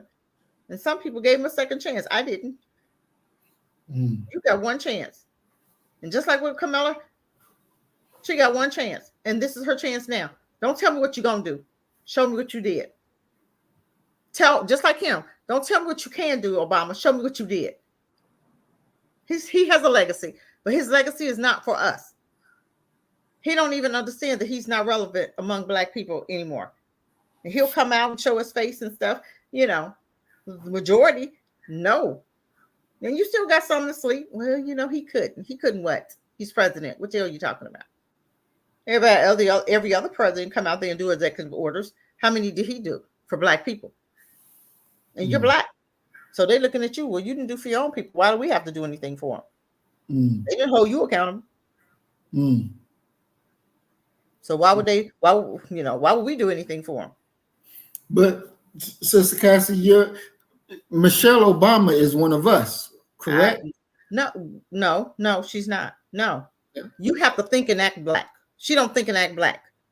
She's going along with their program. Remember when she wrote her book? Let's go in that book. She talked about the black reverend like a dog. Talked about Bush, put him on a pedestal. That was the same demon and devil that struck that bomb at the towers. She put that dude on a pedestal. Didn't have not one negative word to say about Bush. But her own reverend, the black man, she dogged him out in the book. Oh, really? I didn't read it. Wow. Oh, listen to you don't have to read it. They did a little story about it. And they talked about how she talked about the reverend in the book and put Bush on the what was her reverend that married her? They used to go to his White. Yes. Talked about him like a dog. Wow. But Bush put him on a pedestal. That's how you know those are Trojan horses. You have to listen to what they say. You love the man that murdered thousands of people? Thousands. And she put him on a pedestal. Wow. She talked about how they abused her in the White House, but she still didn't have no hate for them white folk. Oh, really? She had all that heat for her reverend. And then you seen where Obama, what he do to Farrakhan. He renounced him, right? Okay. That speaks volumes. Because Hillary Clinton kept asking him, you renounce him, you renounce him. He said how many times? Yep. Okay. I renounce, I reject. Sure did. Just so I can prove to my masters, I got you. I got you, master. Oh, that was loud and clear for me. Loud and clear. And couldn't wait and did it 3-4 times. He would have kept doing it if she kept asking him. And didn't get frustrated with her asking 3 or 4 times. Kept saying it, was proud to say it. Had more heat for that black reverend than they did. And Farrakhan than they did for them crackers that was treating them like dogs. So I have no love for neither one of them. Wow. If they needed a drop of water, if they needed, they better not look at me, because I'm gonna drink my water right in front of them. You need some of this? And keep moving. I wouldn't give him a drop of piss. Not an ounce. Nope, wow. You get no love. None. None. When I see that you're being used by them against your own, I have no love for you. Ever. That's treasonous behavior. And when you was treasonous in the Bible, you died. Not only you, but your whole family. Children and all. Men, women, and children. And your animals. That's how much of a sin. That's how much he does not like cowards. And treasonous. That's treasonous behavior. Going against your own for them. You just sold your soul, dude. He's done. He's done. Brother Isaiah, do you want to add anything about Michelle? Your thoughts on her? Yeah, Big Mike.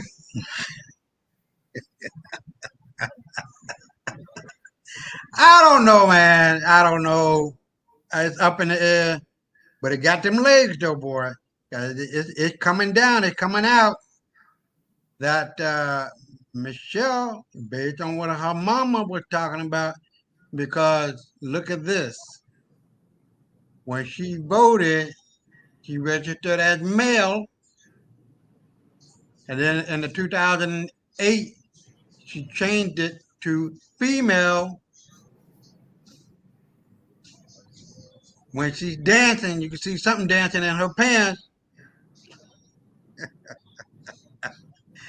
Man, look, I have no idea. I really don't give a fuck. You know, I don't want to look. It'll be sad, and I might commit suicide if I come. I'm fighting. I'm dating a woman, and I think it's a woman, and we get it on. We go to the bedroom, and she take off her clothes. I see something dangling. I couldn't do it, man. I would have to commit suicide, Nick. No. Well, I'm not going to do that because obviously there's a lot of foreplay that I do. I don't know how you do it, but you know how it go. You're gonna feel something. But we know that Obama is gay. We know that without 100%. Because there ain't no straight man gonna be doing what the fuck he doing. You know what I mean? And right. then he's a pedophile from what we've seen and we've heard and we read. Hanging out and going to Epstein's Island over 20 times. Who does that? And you know what Epstein was all about. So,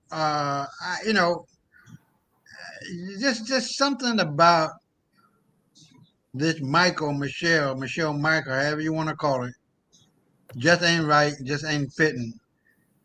You know what I mean? It just not. So,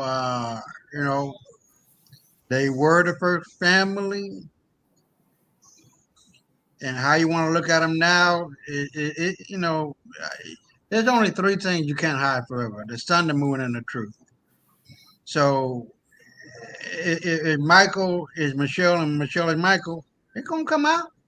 It's gonna come out, and it's gonna be one, and that's gonna be it. And as far as I'm concerned, Bush and Cheney and Obama, and he did now, Bush daddy. So he ain't got nothing to worry about. I think I heard he got killed because of that. I don't know. In Guantanamo Bay, I don't know what happened. I can't say. But the man has committed treason. So he can't go everywhere he want to go in the world because they want to arrest him and try him, as well as Bush, as well as Cheney, I guess, whatever. But I'm babbling now, so I'll throw it back at you. Now, Earth Angel says, I believe that he had the black man, the chef, killed. Yes, I remember that. Now, why? Before I go to our last video, why do y'all believe that? Why would he?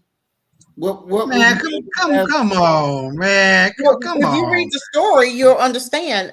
The story was really weird. When you read the story, and that was, the assumption, they said he was there, but when you read the story, it had some crazy stuff in the story. You read the story like, this don't even sound right. Everybody know what happened in that house. You just have to read between the lines sometimes. And if you telling a story and it just don't sound right, something wrong somewhere. Yeah. He was trying to get that chef to suck his dick. That's what that was. And he didn't want to do it, and he ended up killing him. I mean, look, you know me by now. I'm not going to be hiding. He probably knew something. I think it was more than that. I think he knew something. You were hanging around him. You saw a lot of stuff. Obama was trying to come on to him. He didn't come on to him. You know what I mean? And was more to it the FBI, his secret service covered all that shit up, and he called on his daddy, his white daddy or daddy, and said, "Look, you gotta help me. You gotta help me, save me. Oh Lord, I can't do it. My whole world esteem and popularity gonna go in tank. Man, fuck that nigga." But the truth is gonna come out. He wanted to suck that chef dick. That's all with that. I think it's more to it than that. All right, so we're gonna go for our last video tonight, and we're gonna listen to. Peace and blessings, Maya. We're glad that you made it.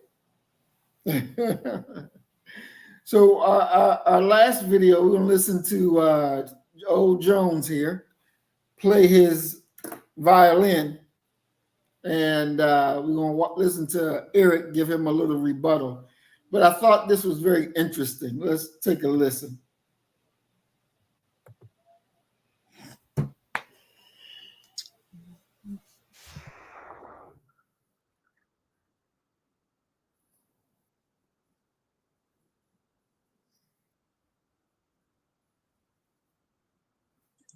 I can't hear it, Brother Marie. You say you couldn't hear it? No. No. Okay. All right, let me do it again.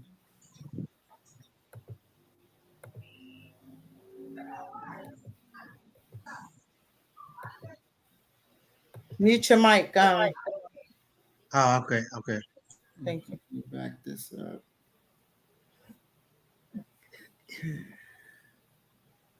What do you think of Obama's message, and how did you interpret it? Well, first of all, I love Barack Obama, and we need Barack Obama. We have very few people like him on Earth. Household name on 6 continents, beloved by people of every kind. When he steps onto the field, the stakes are very high. Black men are hurting. We don't feel appreciated. We don't feel that those of us who are looking forward to bringing our daughters to vote for a sister are even being talked about.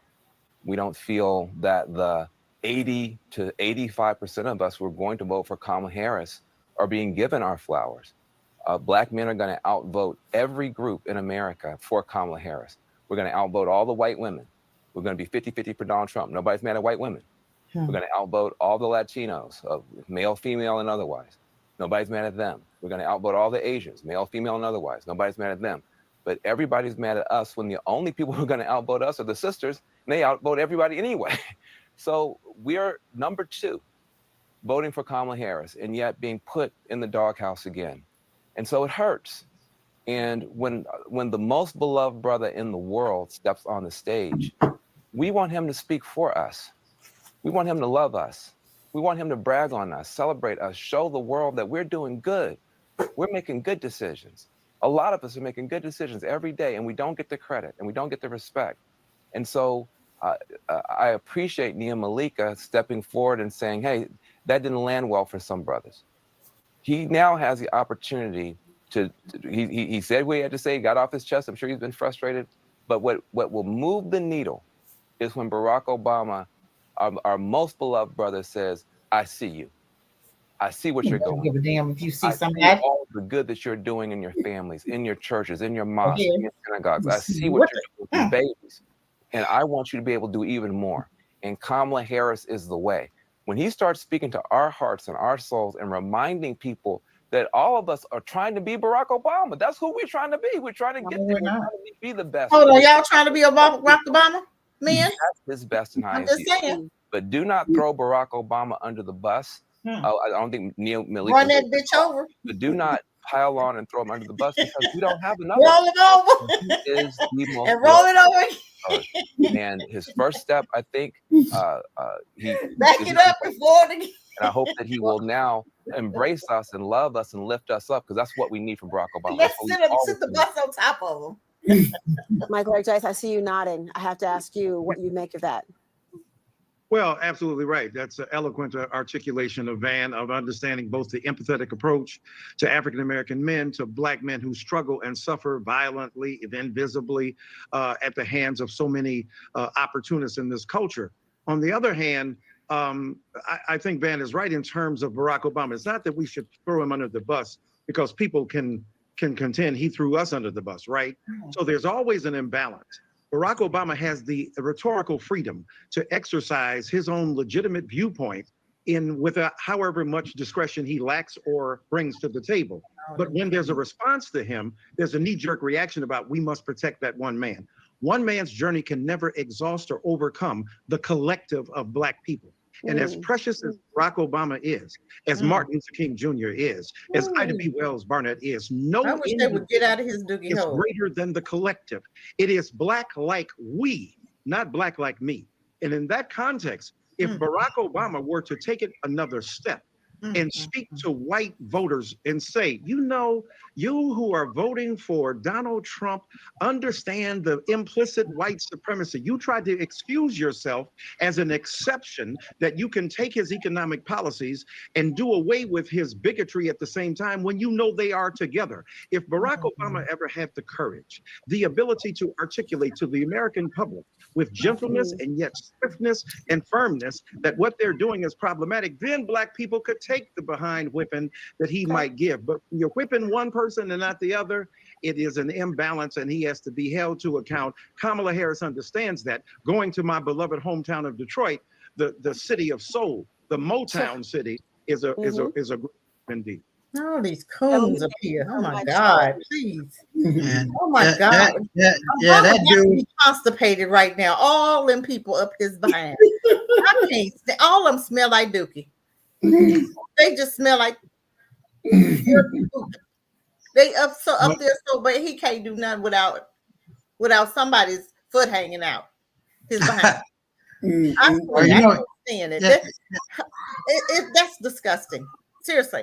You mean to tell me what you want to yell at Black men, but you don't want to show them an executive order that you did, Kamala Harris. Show them something you've done. Show them something that you've already done. Don't tell me what you're going to do. You're already in the office. So you can write an executive order today.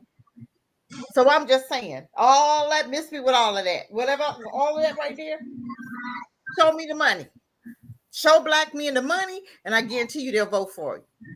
But if you ain't showing them nothing, they ain't giving you nothing. Period. What do they owe you? What did you do for them? Besides put them in jail. Besides murder them. Besides allow the police officers to murder them and their children. What are you doing for Black men? Black men is incarcerated with the Democratic crime bill over 2 million deep. It's a whole population in prison in America. It could make up a whole city, a whole country of Black men. It's over 2 million of us. Okay? So what are you going to do about it? What are you going to do for them? You're going to release some of them that's been in jail since 80s, since the crack, because of the crack and you don't release some of them? Because I know you still got some there. The Black Panthers, some of them still in jail since the 60s, right? You're going to release them? How are you going to fix the problem you created? How are you going to fix America for Black men? But you want Black men's votes without doing anything? Black men will be damn fools to give you anything without getting something from you. I rest my mic. Awesome. Well, I'm surprised I didn't have to break out a dictionary for the dude, man.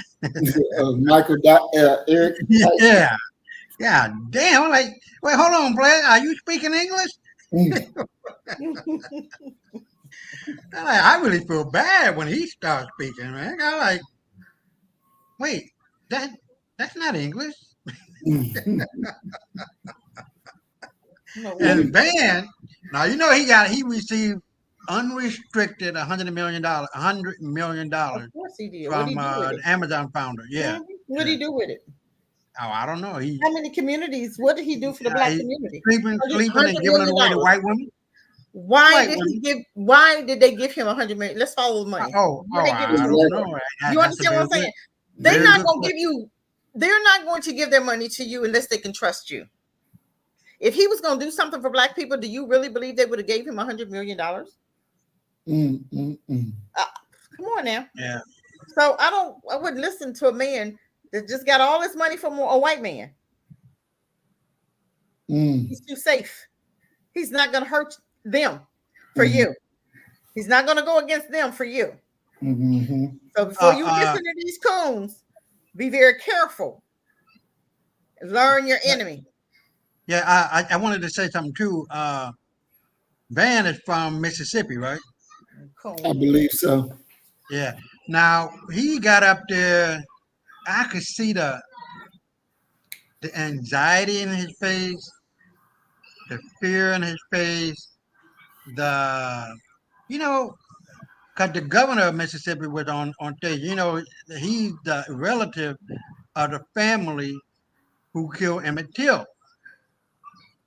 And Van was like, just let me think about it for a minute. They were talking about something, and Van was like, well, Governor, he didn't want to offend him, because if he offended him, that would end all of his so-called black privilege with him, whatever privilege he might have. You can't I would have, man. But that's the reason why I don't like that motherfucker, because he's not a Khalid Muhammad. Oh God, no! He got $100 million. Yeah, he's just a nigga in the presence of the governor of Mississippi. He acted really kowtow, not kowtow. Yeah, you know what I mean. And the other guy, what's his name? The one in the middle. He was caught talking to a white woman. Yeah, Michael Eric Dyson married to a white woman. Yeah. He was texting back and forth with a white woman, talking about how good she looking and all of this. But remind you that white woman was disrespecting him on live national TV. Okay, the same white woman he was texting. Okay, was disrespecting him on national TV. Okay, I didn't know that. Okay, they did an interview. He was kissing her ass though. Oh, yeah, he was all up in there. Right. He all up in there. Right. But she still didn't care. She still disrespected him totally during that interview. Right. Okay. Man, please, these niggas. I told you it's two types. $100 million. What would you do for $100 million? If they white and they give you $100 million, what you gonna do with it? They know you're not gonna help nobody black with it. $100 million. He could literally retire today and be good. Exactly. Wow. But he still got to work for massa. Well, you know that. Well, for our last video tonight, we're going to revisit the first video that we opened up with, because I want this to be in the hearts and minds of our people, because it's just that important.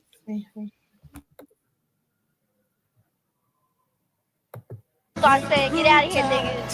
Get out my neighborhood. Don't come to the same. Then they start hitting on her. Because we were in their neighborhood. We went on a bike hike to McDonald's. We didn't mean to bother anybody. We saw the parade down here at gas. We went down there to see what was happening. All right. I mean, we didn't bother anybody. We weren't looking for trouble. I never even know people around here were like that. I never experienced this in my life. What happened to you? Nothing happened to me, but this little boy got hit my side, or little short, and picked up a rock, and he was in the front of all these tall, hunky, but he threw the rock. He tried to hit my sister, but he almost hit me about that much away from me.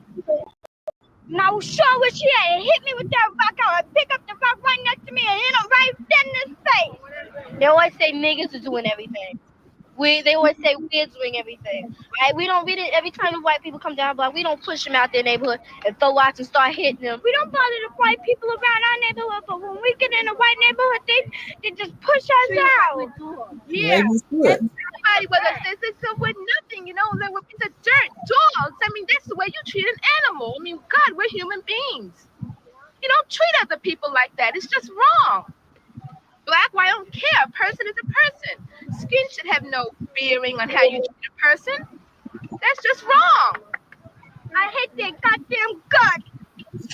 Now there you go, baby. But that other girl need a whooping. That one right there, the big one, she need a whooping. I can't say that it's totally the kid's fault. I mean, I'm sure their parents had some bearing on the way they feel. So I think it's the system. I don't know. I can't say that I hate them because I don't hate anybody. Do you forgive them? No. No. Can't take that no hurt. They go always they always do that one. Ain't nothing gonna change.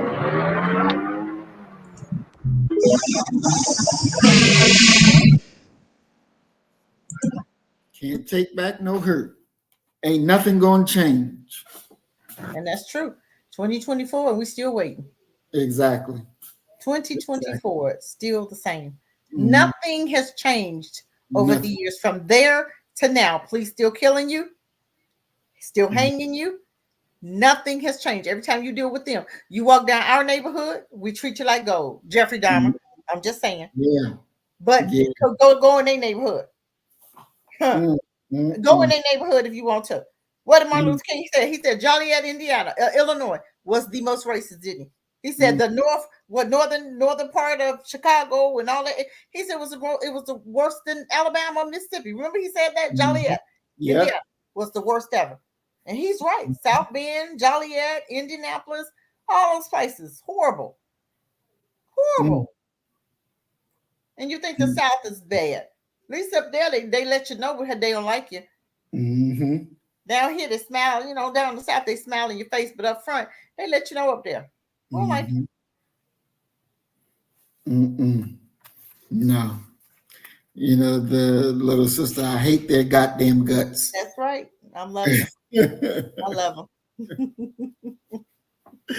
It's like Mayat said. I approve Little Mama's message. I wish we could find them today. Yes. And let them see it and get their comments now. Because I think, as you pointed out earlier, Sister Cassie, between the young one and the older one, we knew that older one cool. Yeah. She a coon. You know who I wonder about? Sister Soldier. Remember the one lady who she was black girl.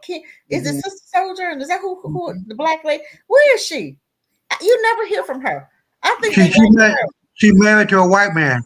You got she's not. No, she's not married no cracker. You got to be lying. Yeah, I'm imagining things. No, look. That's what I read. Oh my God! I'm done. Look up Sister Soldier. There's just hold on. I'm gonna look her up. Now. I'm looking her ass up right now because you better be lying. You better be lying. You better be lying. Oh my God. Oh shit, hold on. Sister, okay. You better be lying.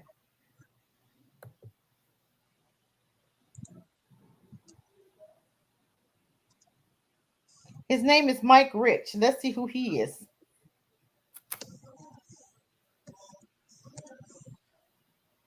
Mike Rich.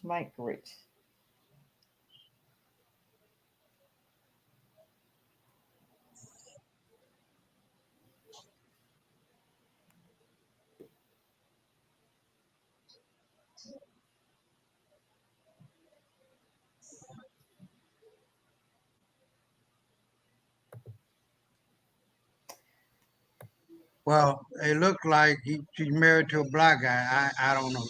Yeah, it looked black to me. No damn cracker. Well, sure. let me take that back. I apologize if that is her husband. Well, you about to get beat up. Hold on. But we do know that Eve is married to a white woman. Yeah, Eve is married to a white a white guy. Yeah. Yeah, she is. Who is Eve? Okay. Eve is the a rapper. A rapper. They stupid anyway. None of that. We don't eat. None of them count. None of them count. You making money from crackers? They don't count. And none of them kids of her. None of the kids are her. Damn. What am I? What? None of the kids belong to her. It's her husband. Yeah, that's not. We're not paying no attention to that.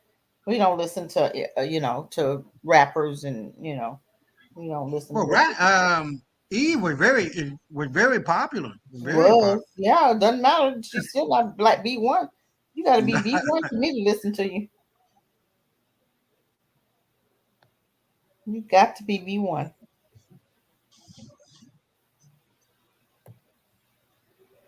I was trying to find something. But I did read or heard that she was married to a white guy. So, but obviously that's not true. I think they got to her and shut her down. Oh, Eve? Yeah. I'm talking about the black girl, Sojourn, Sister Sojourn. Oh. I believe they got to her because you don't hear nothing from her. Nothing. Yeah, that is kind of crazy that we don't hear nothing. Nothing. She's funny. They went to her. Look. You ain't gonna tell me they didn't. Her, but she was on fire. Yeah. Having they was doing that little conference and she was talking. But yeah, she writes books. She's an author, but what kind of book is she writing? But you don't speak up anymore, so you allow them to take your voice. Yeah, it says here how such a soldier went from radical activist to scapegoat. Yep, went like, well, damn. Yes, gone. Yep, married.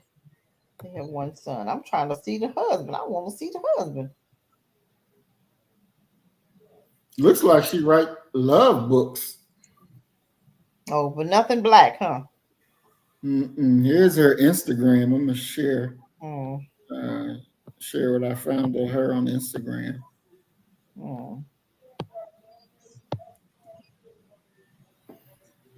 So here she is. That's a shame. That's a shame. You're just so disappointed when they, when they just cower down like that.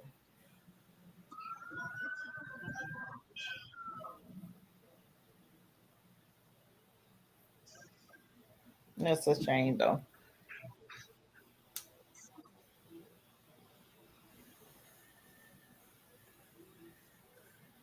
And such a soldier was a hell of a rapper too. Now, back in the day. Yep, but they did just like they do with everybody else. Shut them down. Shut them down. Just like you had Karen Bass, who was the Black Caucus head. The head of Black Caucus was in with MLK and Elijah Cumming, John Lewis and Elijah Cumming, all of them. They was activists. Look at them. She said, "I'm gonna stand there, but I ain't gonna say nothing."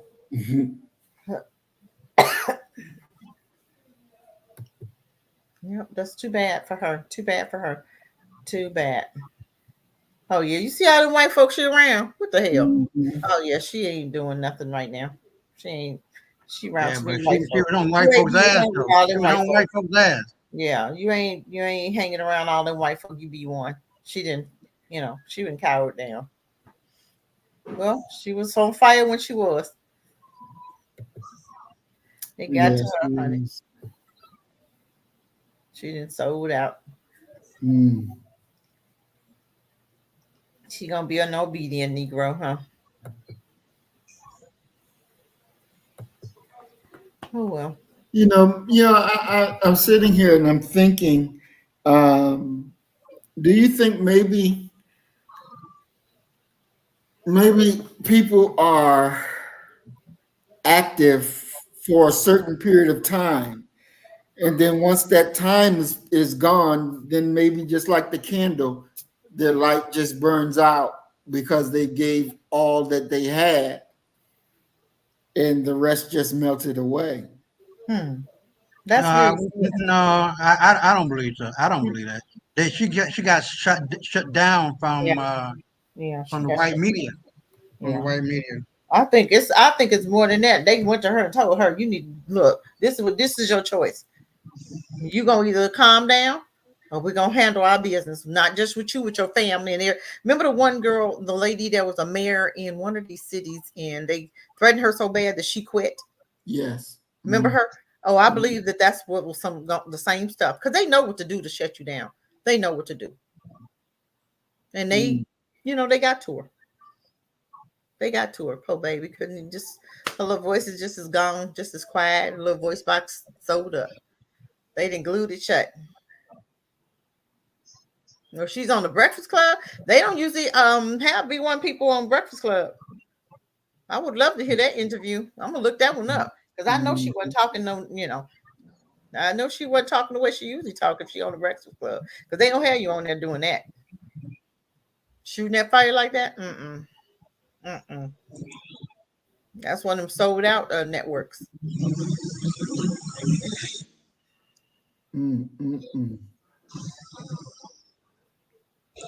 That's the sad part about it. But if enough of us come together, you can make a difference. If everybody's doing their part, everybody has got to be doing their part. And if everybody is doing their part, you grow you get the whole puzzle. You don't just have patches of the puzzle. But people don't want to do their part because they are afraid.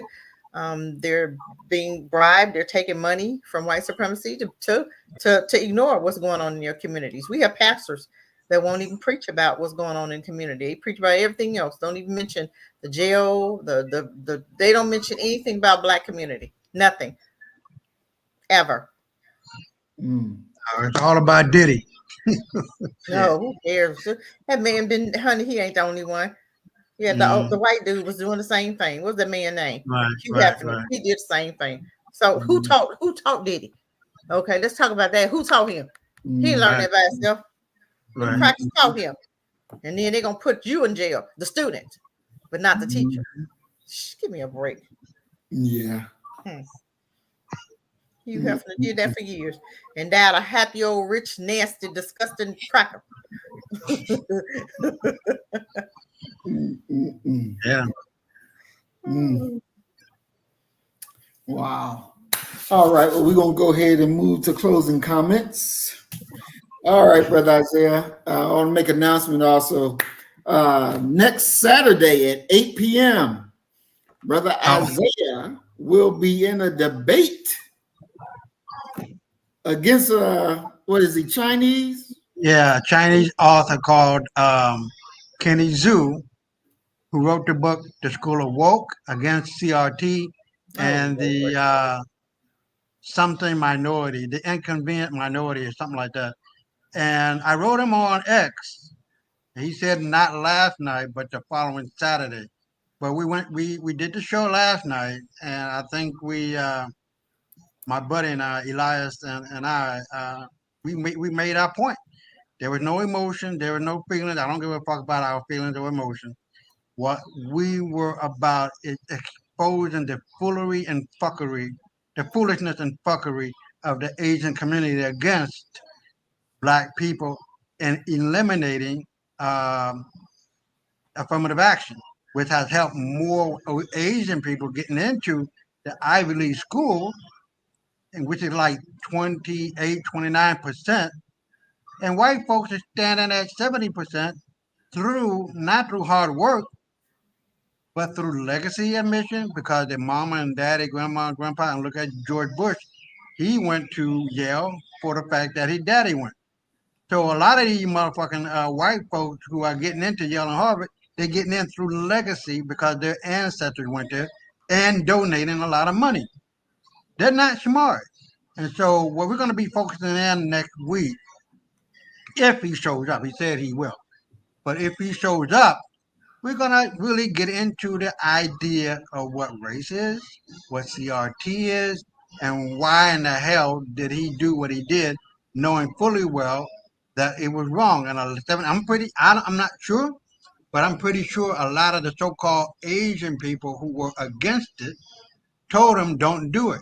You know what I mean? But he went on ahead and did it anyway because he got in cahoots in bed with white supremacy of this white guy who was trying to do it with this other white woman, and the U.S. Supreme Court threw it out. But this guy named Eric Bloom found an ignorant ass Chinese participant in the destruction of all of our progress. And that was the convenient minority. And the guy named Kenny Zhu that allowed him to do what he did. And now all hell is breaking loose. It's more for white women, white men, and less for the Asian community and their participation or entry into Yale and Harvard is less and less and less and less. So we're going to be covering that. And like I was saying on the last night's show, Asian community, their percentage is going to drop down to about 6 to 8%. So that's what's happening next. Yeah, the Mongoloid. So that's what's happening next Saturday at 8 on the Straight Talk, and you can find it on my YouTube channel. The White Man, but WMB of Lies and Deceit is what it's called. We're also on Rumble, the WMB show, and then on X under my name, Isaiah Israel 15. So it's going to be interesting, and I'm not going to hold back either. I'm going to cut that motherfucker throat. But then again, he already he cut his own throat. I'm just finishing the job. So I'm really looking forward. Yeah, I'm really looking forward to the casting. But Send me the link. Send me the link. I said, send me the link on Saturday. What time? Yeah, I always send you the link. I don't know if you see it. Out of all the stuff Isaiah sings, Isaiah sings 1,000. Thousands.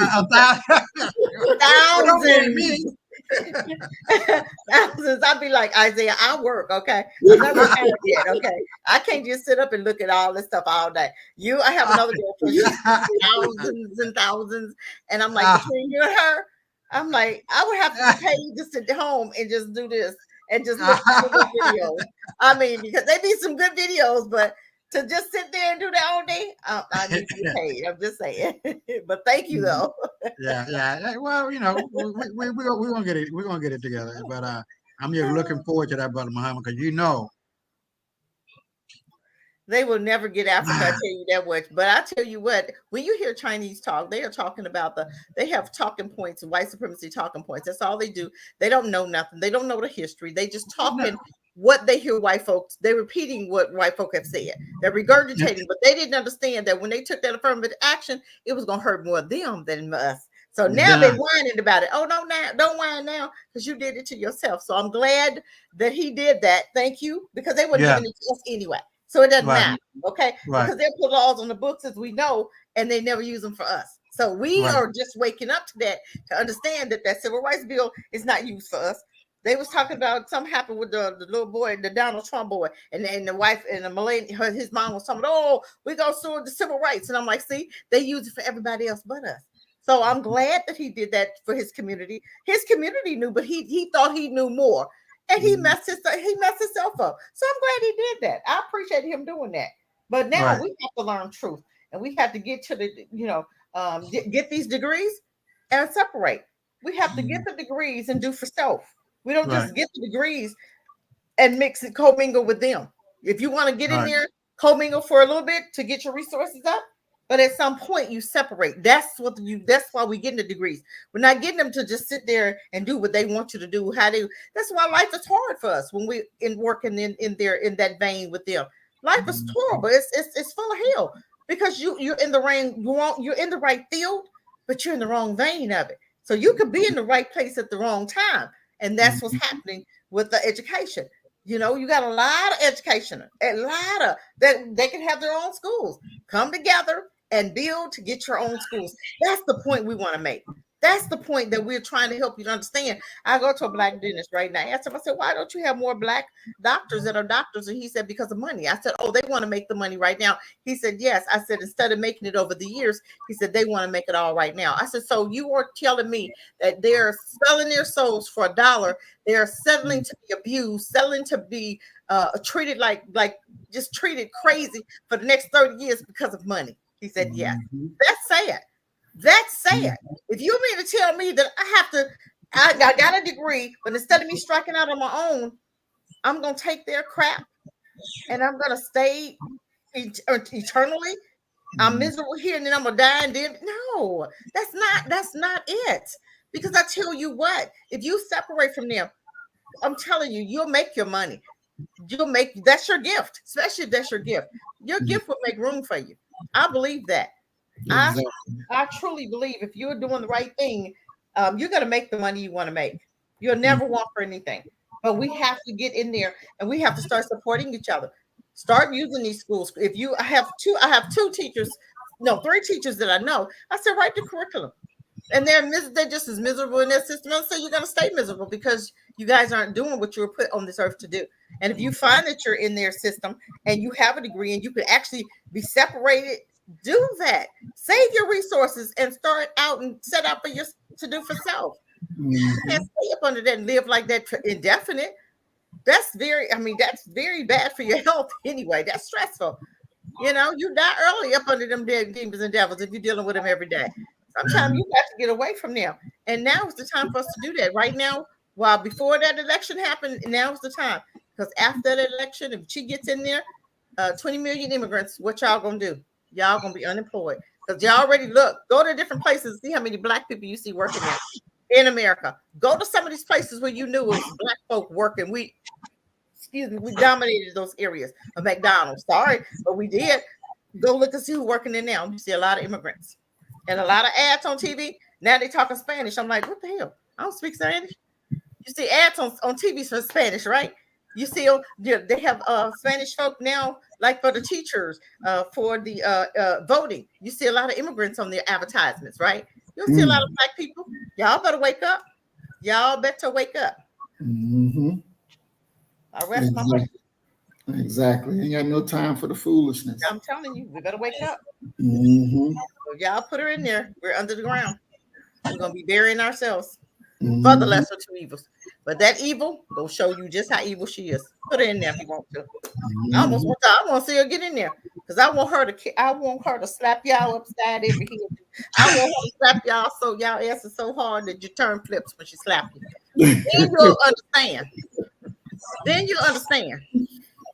The only time black folk wake up is when it's really pounding you. Then you wake up. But why does it have to pound you before you wake up? Let's see what she's doing now. Let's see all the immigrants coming in now. Let's see, she's already in charge, but gonna tell you what she gonna do. Well, what did you do? You had 3 years. You just been in office 3.5 years. What did you do with the time we just gave you? Absolutely nothing. So now you want to tell us, oh, you're gonna do this, this, and this. Well, you have a time now to write an executive order. Show me what you're working with. Show me the money, like you're showing everybody else. Okay, I rest. Exactly. So for sure, Brother Isaiah, we definitely expect you to be checking this head straight off. Won't come no weakness. No, you know me. How I did last night without him being there, it's the same way times 10 is what's going to happen because he's not going to be able to answer that question. Why didn't you go for white folks? Legacy and donor admission. They got 70% of the increase. They are the gatekeepers of keeping new Asians out, not us. And that's the primary question. And he's not going to be able to answer it. But they love that. They love the slave master. They love the masters. They love no matter white folk was the one that bombed their countries, but they hate us and love them. Make it make sense. I brought that up. Look, no, Sister Kathy, there were 2 opium wars in China. Yes. And they got so strung out on that crack pipe opium that they couldn't fight the white man. Yep. They had to make a law. didn't they? They had to make a law. And in America, during the push west, they were building the railroad. They were being mistreated then, but somehow they forgot all about that shit. Yeah, they forgot all about that. Shit. Oh yeah, because they got the money. They got the money. Yeah. Well, for real, we got the money because you in our neighborhood. Talking about some Asian hate. But yeah, you in our neighborhood making all that money off us. Okay, if you hate us, or is it that much Asian hate? Why are you in our neighborhood? Get the hell out. Go to the white folk neighborhood and see if they buy your little nasty rat food. See if they buy your little rat food. Well, look I found out that his parents, both of them, are not American born, which makes him an anchor baby. And Trump is now, once he gets in office, they're going to start using a 1790 law that says if not one or both of your parents are not American and you're an anchor baby, you got to get the fuck out. And that is exactly what is going to happen. Real talk. Y'all, I keep thinking y'all really think Trump gonna do something for y'all. He's not gonna do this part. It's the same party. Hey, I'm only saying.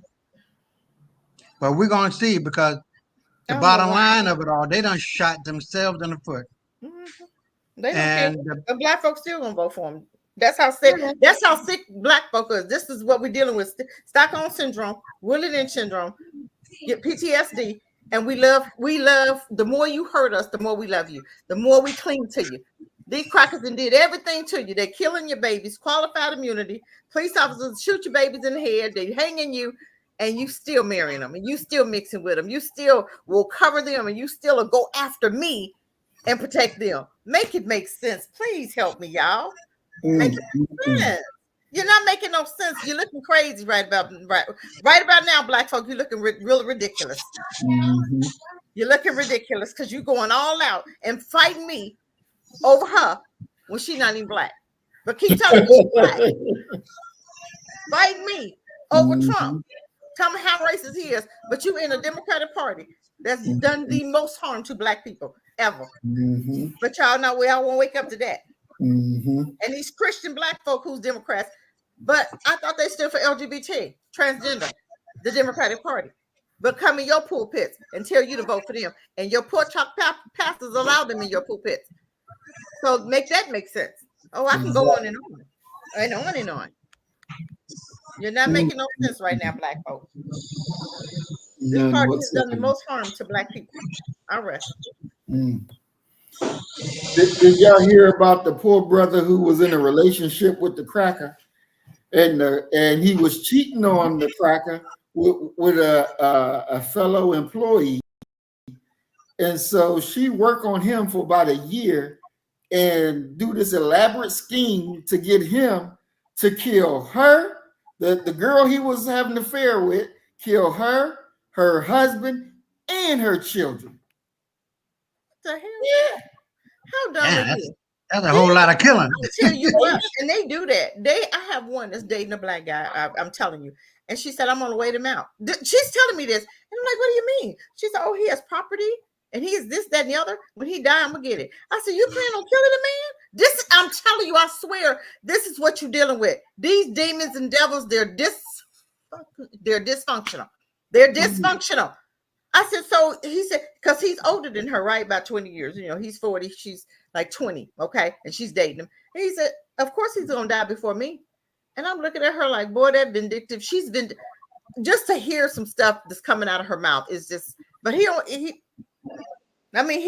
getting his way. He's got her living in the house. He's got the ex-girlfriend living in the house, and he's sleeping with both of them in the same house, in the same room. So he's having he's living his heaven right now. He is in heaven's heaven, with two women getting to go upstairs, downstairs, and do whatever he want, whenever he want, with whomever he want, because they have an open relationship.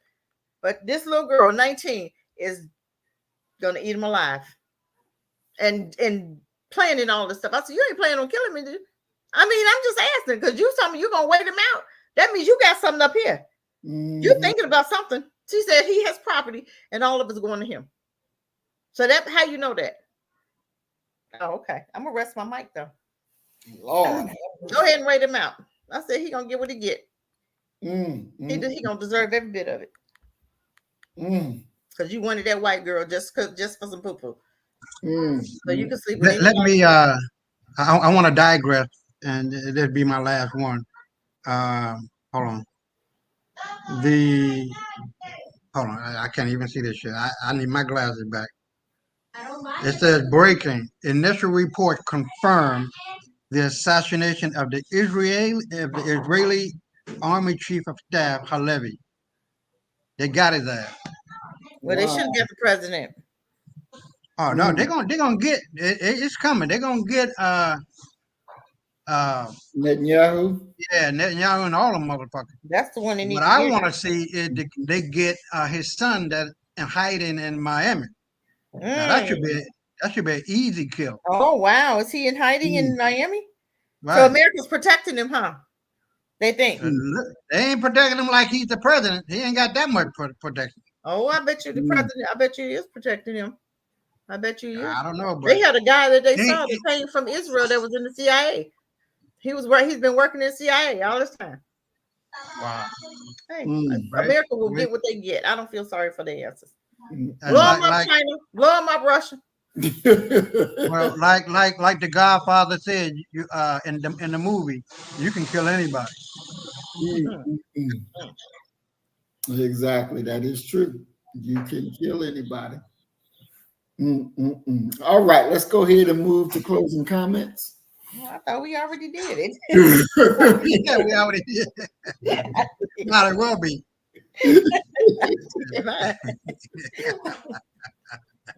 All right. Well, anybody got anything extra you want to say before we go ahead and close out, since we already had closing comments?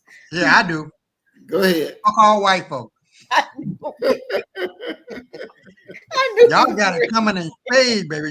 Y'all think y'all done got away with something? You ain't got away, baby. Oh, it's coming. Yeah, well, go. It's already here. It's just getting worse every day. Man, I'm enjoying the ride. I'm just enjoying looking at it. I'm enjoying to see y'all the flood. I'm sorry, black folk. I hope y'all not in on it, but I'm just enjoying what I'm seeing. I'm sorry. I'm so glad. I just hope all of Florida just sink. The whole Florida.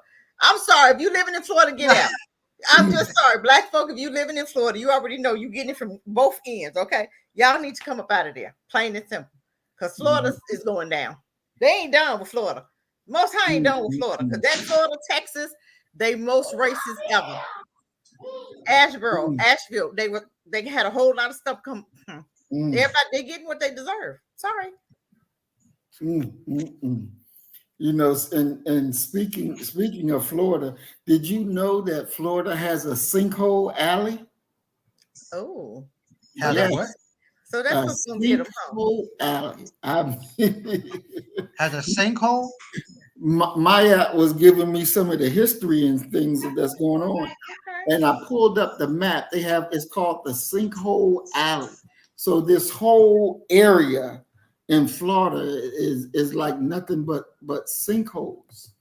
That's what's gonna get them, huh? Okay. San Francisco next. That little nasty state.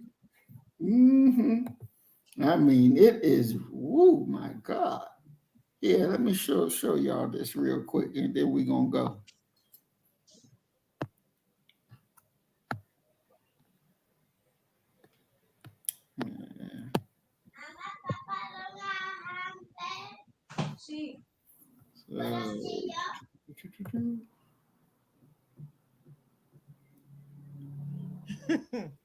Earth Angel, that's funny. That's funny. Oh wow. Yeah, so here's the let me bring it down a little bit. Florida Sinkhole Alley is a region in west central Florida that includes Hernando, Hillsborough, and Pasco counties. The area is known for its many sinkholes, which are depressions in the ground caused by dissolution of limestone and bedrock. So here you go, and this is a little map they show of it. When I saw that, I'm like, good, look all this. Florida got so much stuff. They just wait to be covered over with water. Exactly. Oh yeah, that little city, that little thing will be gone. Oh my! I be moving up out of there. When y'all get your insurance money, Florida, move, please. Stop rebuilding, dummies. Move. Move quickly. Move. I would be, honey, I'd have been out of there years ago. Ain't no way in the world I'm gonna keep tolerating that mess. All that water and just crazy. Just to be by water. It's an island in the midst of all of this water. Why are you there? That makes no sense. One lady had just closed just closed on their house like 6 days ago. Hadn't even moved their furniture in. The house is a huge container came into the roof, into the house. What in the world? Wow. Honey, you just closed. Didn't even move furniture in yet. Ain't no way in the world. What are you doing? Stay there. I ain't gonna go ahead and stay there. You'll be all right. Yeah, I'm glad I found out because we were looking to move to I know Florida. you weren't going to Florida. Florida? I'm crazy. No, go ahead. You're gonna be in one of them, what you call them, the containers. You're gonna be in one of them containers, floating on the way, floating right on back to DR. We thought it now, so looking at Georgia. Why are you coming back to the States? Huh? Why are you coming back to the States? Oh, for her really, because she want a United States citizenship. So we gotta live there for about 3 or 4 years, and then after that, she get a U.S. citizenship. Do you know what's getting ready to happen in America? Why are you coming back? Are you doing research? I know, but I'm telling her, well, just hold on, look at what is going on in America. You don't want to go there yet. So She don't know no better. That might give me a couple of years. It ain't gonna be a couple of years. This thing is done. I'm serious. I would never. We trying to get out, and you trying to come back. You already out. That don't make no sense. I'm not trying to come back. Wisdom over there. You want to come back? I like baby. Lead you. You're the man, and she needs to wait for a minute. I would never bring my family here to America. Everybody trying to get out. And you coming in? Okay, honey, now. Tell her wait 3 or 4 years and see what happens. Then it won't be no America. Then she won't have to worry about it. Ain't no way in the world. Everybody trying to get out. Hey, you coming back? Look, I told her we're gonna wait. So hopefully it'll be another 20 years. We're still waiting. If 20 years, nothing ain't gonna last that long. America's done. It's done. It's a done deal. Definitely. But you come on, I'll take your little house over there. You can come on over. Leave your little house. I'll rent it from you. Let me know when you move. I'll move over to your little house over there. That's cool. That's cool. We can do that. I'm like, heck no. Shoot. You come rent my house and I'll rent yours. That's a good one. I'm just saying. That's manageable. I'm just saying. Let's switch it up. You come on. Yeah. You know, you ain't paying that, and I ain't paying that. Well, I gotta pay the. I pay my house, no dog. We not paying house. Pay the. It's still cheaper than everybody's rent. So. Oh no. You know what? Let me remind you of this. I was just saying it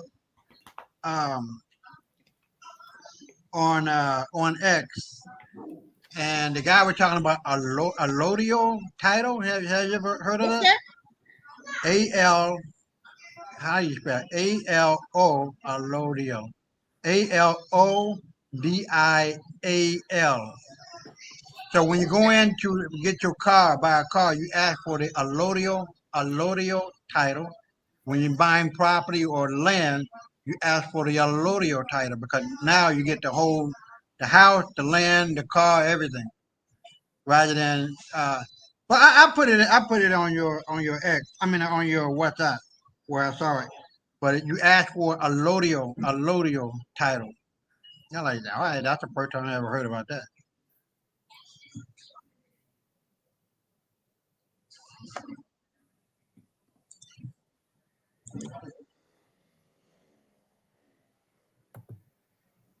Okay, it said allodial title is a way to own real property such as land, buildings, and fixtures without being bound to a landlord or other authorities.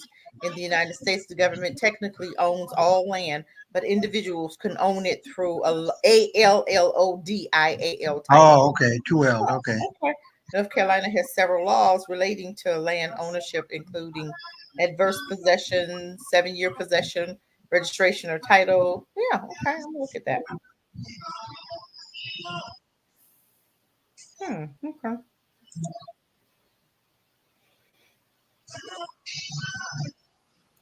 This cannot exist under U.S. law. Okay, it also says true allodial titles cannot exist under U.S. law. All lands in the United States are subject to the laws of the nation, are part of the state wherein they lie, and are subject to the property taxes, eminent domain, police power, etc. All allodial titles, assemblies for the American citizens. Okay, well, we just have to read more up on that. Yeah, I just sent it to you on WhatsApp. Okay.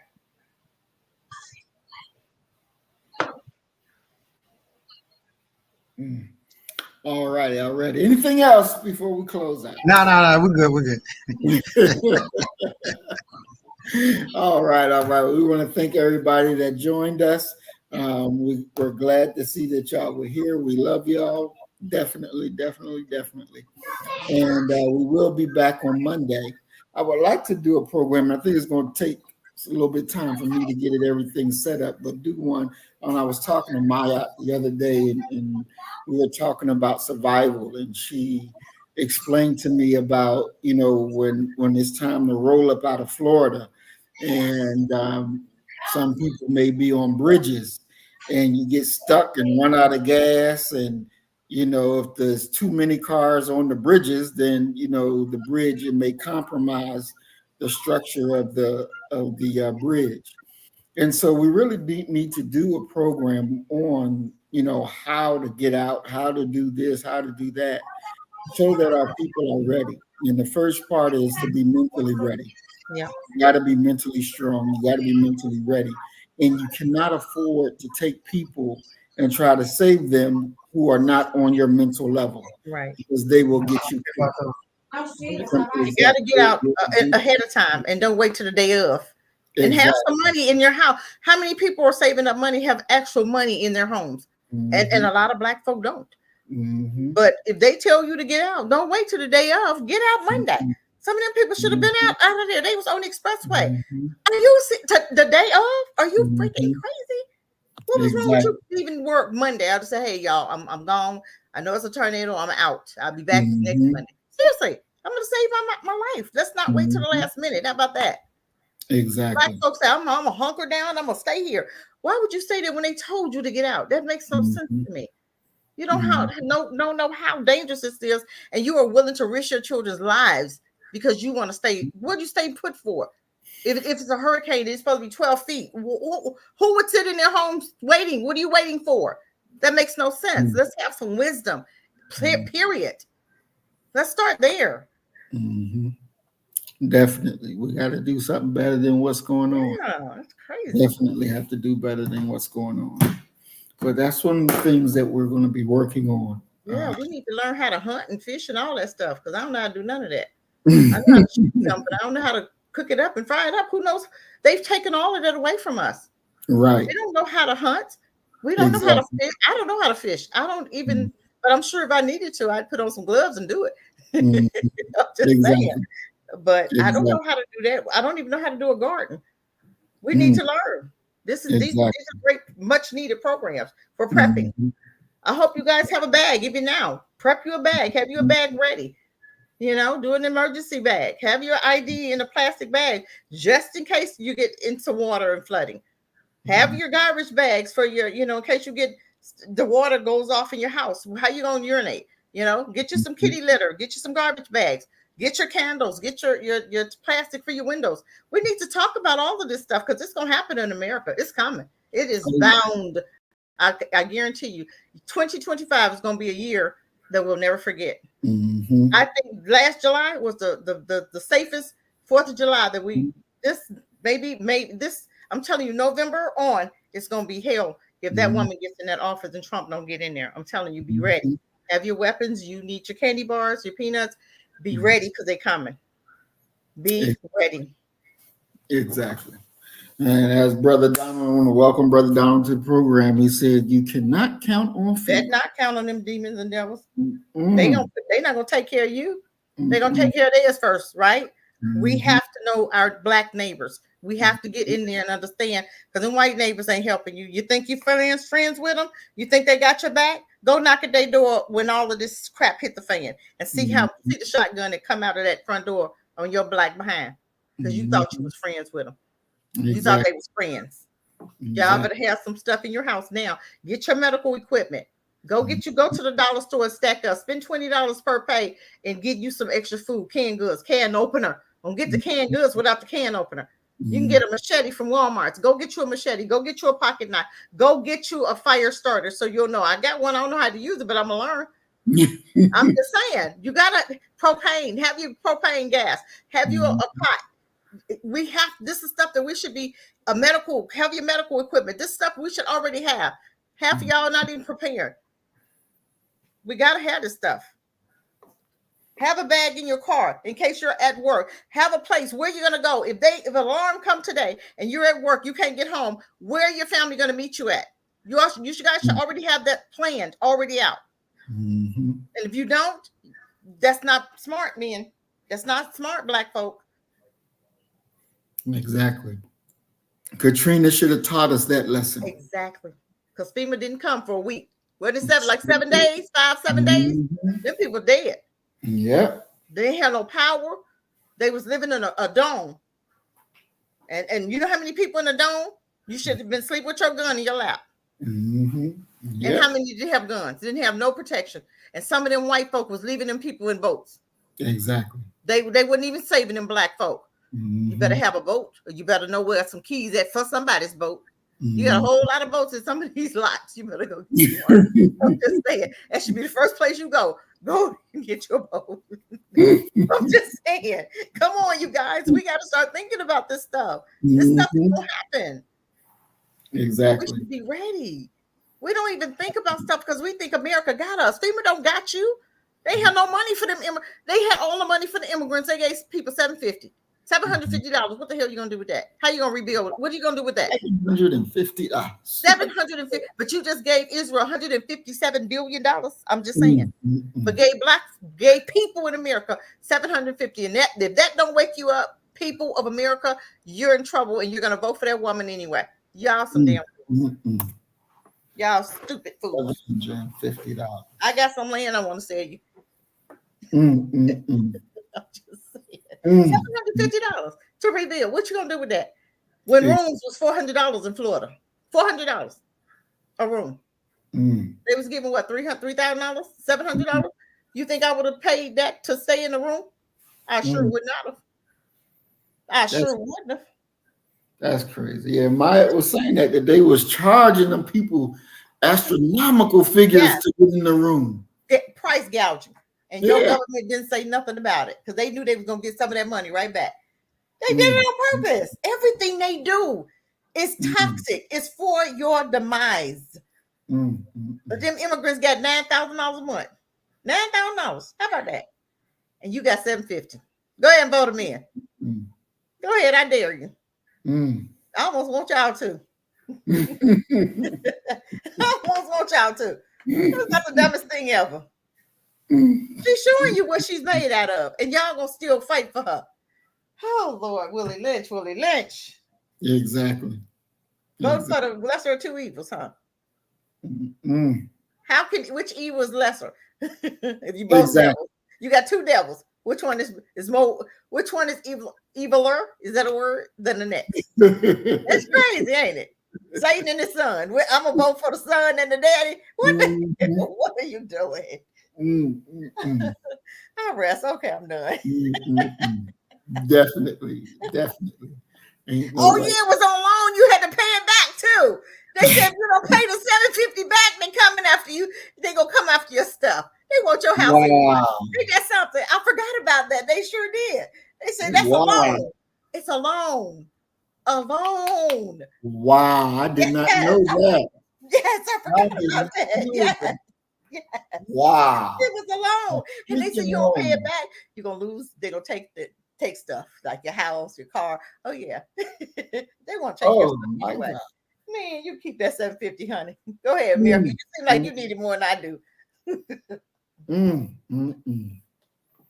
But I guarantee you they didn't do that with them immigrants for that $9,000. Exactly. Immigrants get $9,000. Nine. What could I do with $9,000 a month? Wow. But you got $750, and it's a loan. You got to pay it back.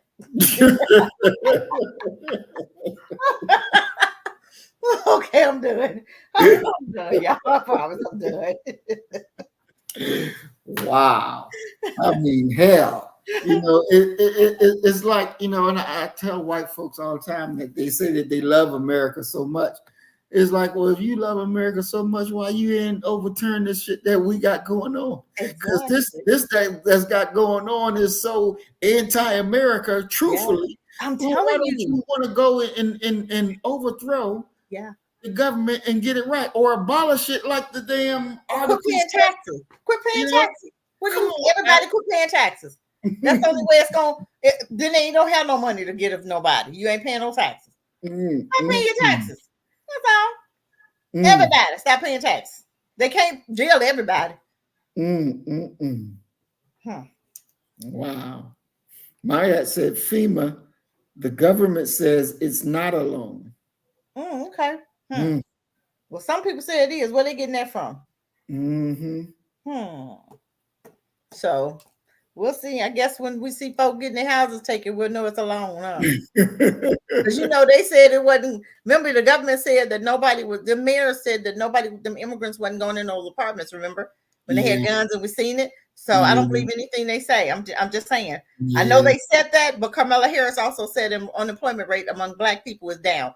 So I don't believe nothing come out of their mouths. So I'm just not believing nothing FEMA has to say either. I don't trust them. I would never go to a FEMA camp ever, being a Black person. Never. That's not somebody we can trust. Family. Definitely not. So yeah. Definitely not. And something that I'm gonna say this and then I'm gonna shut up so we can close. But Ellie was telling me the other day about a situation she had over in the UK, and her car broke down, and she has thing like AAA, and they're supposed to come out and drive you to wherever you need to go, tow your car at no expense, all that. And it's so racist out there that when the tow truck driver came and picked her car up and was taking her car, she was like, "Aren't you taking me too?" And he's like, "No, I'm not taking you," and left her. So she had to figure her own way. Oh no, I'd have got up in that truck, honey. I wouldn't even ask them. I just got up in there. But this is the thing that got me, because I know what happened to you with dealing with the situation. Exactly. And then with her dealing with the same sort of situation. Yeah. And he left her. And I started thinking about it, that maybe that was a blessing that he left you, because he could have killed you. Okay, I got you. He could have killed you. Right. Okay.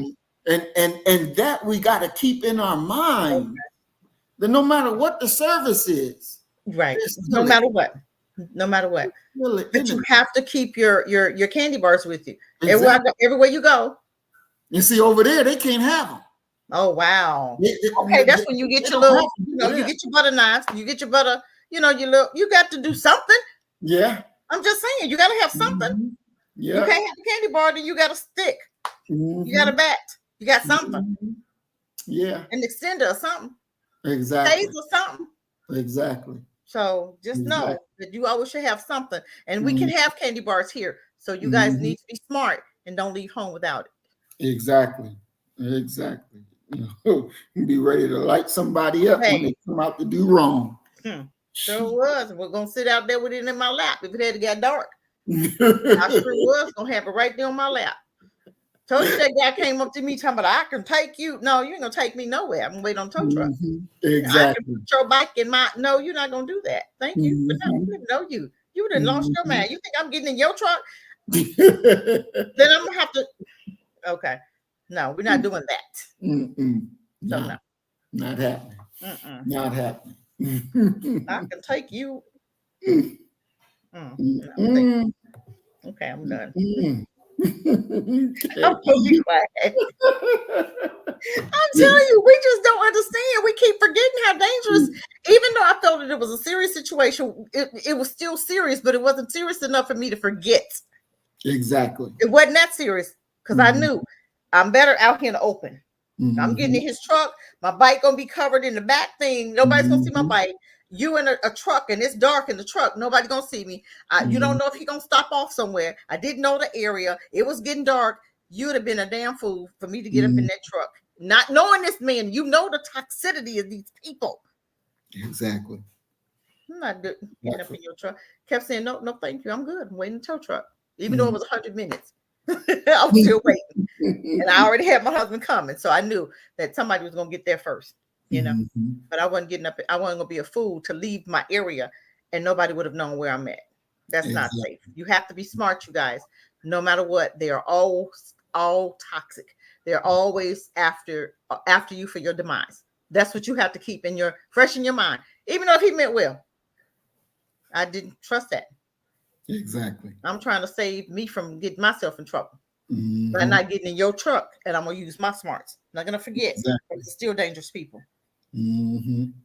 Exactly. 100%. And we see little Isaiah back there. Look at him. Looking like his mama. Yes, and they was denying people that little $750. Yes, they was. They was denying people the $750. You got the nerve to deny somebody, ain't you so? And then people didn't even have the electric, so they couldn't even apply. So that's how sad it was. Yeah. Boy, I tell you, these people. Oh my God, please help us. Oh God. Exactly. Y'all, please get your stuff together. Definitely. What Earth Angel says, Mar, that's how the hedges of protection works. Exactly. Most definitely. We could never forget that.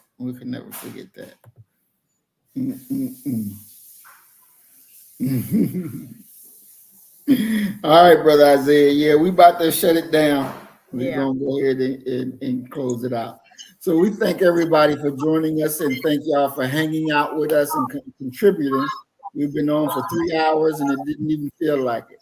But as we always say, you kill the nigga. You kill a nigga in you. I'll kill a nigga in me. And our God will reign supreme. We are Black first. Today, tomorrow, and forever. Love y'all. White folks. Fuck all white folks. Stay black. Peace. You better get the message and get it straight. You're gonna need some bridge work. It's simple as that. Because we're living in judgment. We're living in implementation.